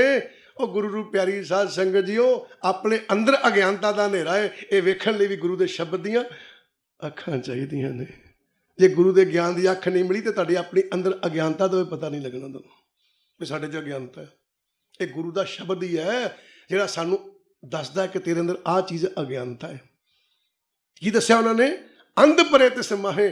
ਕਹਿੰਦੇ ਜਿਹੜੇ ਗੁਰੂ ਦੇ ਸ਼ਬਦ ਦੀਆਂ ਅੱਖਾਂ ਆਪਣੇ ਅੰਦਰ ਨਹੀਂ ਲਾਉਂਦੇ, ਉਹਨਾਂ ਨੂੰ ਆਪਣੇ ਅੰਦਰ ਅਗਿਆਨਤਾ ਦਾ ਪਤਾ, ਉਹ ਹਨੇਰੇ 'ਚ ਪਏ ਰਹਿੰਦੇ, ਉਹ ਇਸ ਕਾਲ ਕੋਠੀ 'ਚ ਡਿੱਗੇ ਰਹਿੰਦੇ ਨੇ। ਫਿਰ ਕੀ ਕਹਿੰਦੇ? ਕਹਿੰਦੇ ਹਉ ਬਲਿਹਾਰੀ ਤਿਨ ਕੋ। ਕਬੀਰ ਜੀ ਕਹਿੰਦੇ ਉਹਨਾਂ ਦੇ ਮੈਂ ਸਦਕੇ ਜਾਣਾ। ਪੁੱਛਿਆ ਕਿਹਨਾਂ ਦੇ? ਕਹਿੰਦੇ ਪੈਸ ਜੋ ਨਿਕਲ ਜਾਏ, ਜਿਹੜੇ ਇਹਦੇ ਡਿੱਗੇ ਨੇ ਪਰ ਗੁਰੂ ਦਾ ਪੱਲਾ ਫੜ ਕੇ ਇਸ ਕਲਖ ਰੂਪੀ ਹਨੇਰੇ 'ਚੋਂ ਨਿਕਲ ਜਾਂਦੇ ਨੇ, ਕੋਠੜੀ 'ਚੋਂ ਨਿਕਲ ਜਾਂਦੇ ਨੇ। ਹੁਣ ਧਿਆਨ ਦੇਣਾ। ਫਿਰ ਗੁਰੂ ਸਾਹਿਬ ਬਣ ਕਹਿਣ ਲੱਗੇ, ਧੰਨ ਗੁਰੂ ਰਾਮਦਾਸ ਮਹਾਰਾਜ ਜੀ ਕਿੱਥੇ ਪਹੁੰਚਾਉਣ ਲੱਗੇ? ਦੇਖੋ, ਕਹਿਣ ਲੱਗੇ ਚਾਰ ਪਦਾਰਥ ਚਾਰੇ ਪਾਏ, ਚਾਰ ਪਦਾਰਥ ਚਾਰੇ ਪਾਏ, ਗੁਰਮਤਿ ਨਾਨਕ ਹਰਿ ਭਜੋ। ਚਾਰ ਪਦਾਰਥ ਚਾਰੇ ਪਾਏ। ਕਹਿੰਦੇ ਫਿਰ ਬਿਰਤੀ ਸਾਡੀ ਇੱਥੇ ਪਹੁੰਚ ਜਾਂਦੀ ਹੈ, ਕਿੱਥੇ? ਗੁਰਮਤਿ ਨਾਨਕ ਹਰਿ ਭਜੋ। ਜਿਹੜਾ ਗੁਰੂ ਦੀ ਮੱਤ ਲੈ ਕੇ ਭਜਨ ਬੰਦਗੀ ਕਰਦਾ ਹੈ, ਚਾਰ ਪਦਾਰਥ ਚਾਰੇ ਪਾਏ, ਉਹ ਚਾਰੇ ਪਦਾਰਥਾਂ ਦੀ ਪ੍ਰਾਪਤੀ ਕਰਦਾ। ਚਾਰ ਪਦਾਰਥ ਕਿਹੜੇ ਆ? ਚਾਰ ਪਦਾਰਥ ਕਿਹੜੇ ਆ? ਉਹ ਗੁਰੂ ਜੀ ਦੱਸਣ ਲੱਗੇ, ਧਰਮ, ਅਰਥ, ਕਾਮ ਔਰ ਮੋਖ। ਧਰਮ ਕੀ ਹੈ? ਪਹਿਲਾ ਪਦਾਰਥ ਧਰਮ ਕੀ ਹੈ? ਧਰਮ ਹੈ ਆਪਣੇ ਆਪ ਦੀ ਜਾਣਕਾਰੀ ਲੈਣੀ। ਧਰਮ ਕੀ ਹੈ? ਨਾਮ, ਸ਼ਬਦ, ਆਪਣੇ ਆਪ ਨੂੰ ਨਾਮ ਨਾਲ ਜੋੜਨਾ, ਸ਼ਬਦ ਨਾਲ ਜੋੜਨਾ। ਜਦੋਂ ਅਸੀਂ ਸ਼ਬਦ ਨਾਲ ਜੁੜਦੇ ਹਾਂ, ਧਰਮ ਕੀ ਹੈ? ਅਸਲ 'ਚ ਧਰਮ ਹੈ ਮਨ ਨੂੰ ਚੁੱਪ ਕਰਾਉਣਾ, ਤੇ ਜਿਸ ਦਿਨ ਮਨ ਚੁੱਪ ਕਰ ਜਾਵੇ ਉਸ ਦਿਨ ਇਹਨੂੰ ਪਰਮਾਤਮਾ ਦੀ ਪਛਾਣ ਹੋ ਜਾਏਗੀ। ਇਹ ਧਰਮ ਹੈ। ਧਰਮ ਕੀ ਹੈ? ਜਾਣਕਾਰੀ। ਅਸੀਂ ਗੁਰੂ ਗ੍ਰੰਥ ਸਾਹਿਬ ਜਾਣਕਾਰੀ ਲੈਂਦੇ ਹਾਂ। ਧਰਮ ਕੀ ਹੈ? ਨਾਮ, ਸਰਬ ਧਰਮ ਹੈ ਸ੍ਰੇਸ਼ਟ ਧਰਮ, ਹਰ ਕੋ ਨਾਮ ਜਪ ਨਿਰਮਲ ਕਰਮ। ਨਾਮ ਦੀ ਦਾਤ ਲੈਂਦੇ ਗੁਰੂ ਚਰਨਾਂ ਦੇ ਵਿੱਚੋਂ। ਸੋ ਧਰਮ ਕੀ ਹੈ? ਨਾਮ। ਜਦੋਂ ਸਾਨੂੰ ਨਾਮ ਦੀ ਦਾਤ ਮਿਲ ਜਾਂਦੀ ਹੈ, ਫਿਰ ਆਉਂਦਾ ਅਰਥ। ਅਰਥ ਕੀ ਹੈ? ਜੇ ਆਪਾਂ ਸਕੂਲੇ ਗਏ ਹਾਂ ਤਾਂ ਆਪਾਂ ਨੂੰ ਉੱਥੇ ਦੱਸਿਆ ਜਾਂਦਾ ਸੀ ਇਸ ਚੀਜ਼ ਦਾ ਅਰਥ ਕੀ ਹੈ, ਮਤਲਬ ਕੀ ਹੈ। ਗੁਰੂ ਜੀ ਕਹਿਣ ਲੱਗੇ, ਜਿਹਨੂੰ ਸ਼ਬਦ ਮਿਲਦਾ, ਜਿਹਦੇ ਕੋਲ ਧਰਮ ਟਿਕ ਜਾਂਦਾ, ਸ਼ਬਦ ਟਿਕ ਜਾਂਦਾ, ਉਹਨੂੰ ਆਪਣੇ ਆਪ ਦਾ ਮਤਲਬ ਪਤਾ ਲੱਗ ਜਾਂਦਾ, ਅਰਥ ਪਤਾ ਲੱਗ ਜਾਂਦਾ। ਮੈਂ ਆਇਆ ਕਿਹੜੇ ਕੰਮ ਆ? ਮੈਨੂੰ ਜਨਮ ਮਿਲਿਆ ਕਾਹਦੇ ਲਈ ਹੈ? ਇਸ ਜੀਵਨ ਦੀ ਮਹਾਨਤਾ ਕੀ ਹੈ? ਤੇ ਜਿਹਨੂੰ ਪਤਾ ਲੱਗ ਜਾਂਦੀ ਹੈ, ਕਹਿੰਦੇ ਫਿਰ ਉਹਦੇ ਅੰਦਰ ਜਿਹੜੀ ਕਾਮਨਾ ਹੈ, ਕਾਮ ਕੀ? ਕਾਮਨਾ, ਇੱਛਾ। ਸਭੇ ਇੱਛਾ ਪੂਰੀਆਂ ਜਾਂ ਪਾਇਆ ਅਗਮ ਅਪਾਰਾ। ਕਹਿੰਦੇ ਉਹਦੀਆਂ ਇੱਛਾ ਸਾਰੀਆਂ ਪੂਰੀਆਂ ਹੋ ਜਾਂਦੀਆਂ। ਠੀਕ ਆ? ਉਹਦੀਆਂ ਇੱਛਾ ਕਿਹੜੀਆਂ? ਇੱਛਾ ਮਨ ਵਿੱਚ ਅਸਲੀ ਇੱਛਾ ਪਤਾ ਕਿਹੜੀ ਹੈ? ਅਸੀਂ ਬਲਿਆਂ ਬੜਿਆਂ ਜਨਮਾਂ ਤੋਂ ਇੱਛਾ ਧਾਰਨ ਕੇ ਬੈਠਿਆ ਕਿ ਪਰਮਾਤਮਾ ਕਿਤੇ ਅਸੀਂ ਤੇਰੇ 'ਚ ਲੀਨ ਹੋ ਜਾਈਏ। ਆ ਬਾਕੀ ਝੂਠੀਆਂ ਇੱਛਾ ਇੱਥੇ ਪੈਦਾ, ਇੱਥੇ ਰਹਿ ਜਾਣੀਆਂ। ਅਸਲੀ ਇੱਛਾ ਆਇਆ। ਠੀਕ ਹੈ? ਸਭੇ ਇੱਛਾ ਪੂਰੀਆਂ ਜਾਂ ਪਾਇਆ ਅਗਮ ਅਪਾਰਾ। ਸਾਰੀਆਂ ਇੱਛਾ ਪੂਰੀ, ਸਾਰੀਆਂ ਇੱਛਾ ਦਾ ਮਤਲਬ ਕਿ ਪਰਮਾਤਮਾ ਦੇ ਵਿੱਚ ਲੀਨਤਾ ਹੋ ਜਾਂਦੀ ਹੈ, ਉਹ ਮੇਰੀ ਮਨੋਕਾਮਨਾ ਪੂਰਨ ਹੋ ਜਾਂਦੀ ਹੈ। ਫਿਰ ਗੁਰੂ ਸਾਹਿਬ ਬਣ ਕਹਿਣ ਲੱਗੇ ਮੋਖ। ਮੋਖ ਕੀ ਹੈ? ਮੋਕਸ਼ ਦੁਆਰਾ। ਕਹਿੰਦੇ ਜਦੋਂ ਮੇਰੀ ਇਹ ਇੱਛਾ ਪੂਰੀ ਹੁੰਦੀ ਹੈ, ਫਿਰ ਮੈਂ ਮੁਕਤੀ ਦੇ ਦਰਵਾਜ਼ੇ 'ਤੇ ਪਹੁੰਚ ਜਾਣਾ, ਮੈਂ ਮੋਕਸ਼ ਦੀ ਪ੍ਰਾਪਤੀ ਕਰ ਲੈਣਾ, ਮੈਂ ਮੁਕਤ ਹੋ ਜਾਣਾ, ਮੈਂ ਸੰਸਾਰ ਦੇ ਬੰਧਨਾਂ 'ਚੋਂ ਛੁੱਟ ਜਾਣਾ, ਮੈਂ ਪਰਮਾਤਮਾ 'ਚ ਲੀਨ ਹੋ ਜਾਣਾ। ਫਿਰ ਪਰਮਾਤਮਾ ਤੇ ਇਹ ਆਤਮਾ ਇੱਕ ਹੋ ਜਾਂਦੀ ਹੈ। ਜਿਵੇਂ ਕਬੀਰ ਸਾਹਿਬ ਕਹਿੰਦੇ ਰਾਮ ਕਬੀਰਾ ਏਕ ਭਏ ਹੈ, ਕੋਈ ਨਾ ਸਕੇ ਪਛਾਣੀ। ਕਹਿੰਦੇ ਰਾਮ ਤੇ ਕਬੀਰ ਇੱਕ ਹੋ ਗਏ ਆ, ਕਿਸੇ ਕੋਲੋਂ ਪਛਾਣ ਨਹੀਂ ਹੁੰਦੀ। ਠੀਕ ਹੈ? ਕਿੱਥੋਂ ਪਹੁੰਚਿਆ? ਗੁਰੂ ਨੂੰ ਪਿਆਰੀ ਸਾਧ ਸੰਗਤ ਜੀਓ, ਗੁਰੂ ਦੇ ਚਰਨਾਂ ਵਿੱਚ ਜੁੜ ਕੇ ਪਹੁੰਚਿਆ। ਜਿਹੜਾ ਪਹੁੰਚਿਆ, ਤੁਹਾਡਿਆਂ ਚਰਨਾਂ 'ਚ ਬੇਨਤੀ ਹੈ ਕਿ ਆਪਾਂ ਗੁਰੂ ਦੇ ਚਰਨਾਂ ਨਾਲ ਜੁੜੀਏ। ਗੁਰੂ ਦੇ ਚਰਨਾਂ ਨਾਲ ਜੁੜ ਕੇ ਆਪਣੀ ਆਤਮਿਕ ਬਿਰਤੀ ਨੂੰ ਉੱਚਾ ਚੁੱਕਣ ਲਈ ਗੁਰੂ ਦੇ ਸ਼ਬਦ ਨਾਲ ਜੁੜੀਏ। ਗੁਰੂ ਦੇ ਸ਼ਬਦ ਨੇ ਹੀ ਸਾਨੂੰ ਕਿਤੇ ਪਹੁੰਚਾਉਣਾ ਹੈ, ਵਰਨਾ ਸਾਡੇ ਕੋਲ ਕਿਤੇ ਪਹੁੰਚਿਆ ਨਹੀਂ ਜਾਣਾ। ਸੋ ਗੁਰੂ ਨੂੰ ਪਿਆਰੀ ਸਾਧ ਸੰਗਤ ਜੀਓ, ਆਓ ਇੱਥੇ ਸਮਾਪਤੀ ਕਰਦੇ ਹਾਂ, ਫਤਿਹ ਕੇ ਜਾਈਏ। ਵਾਹਿਗੁਰੂ ਜੀ ਕਾ ਖਾਲਸਾ, ਵਾਹਿਗੁਰੂ ਜੀ ਕੀ ਫਤਿਹ।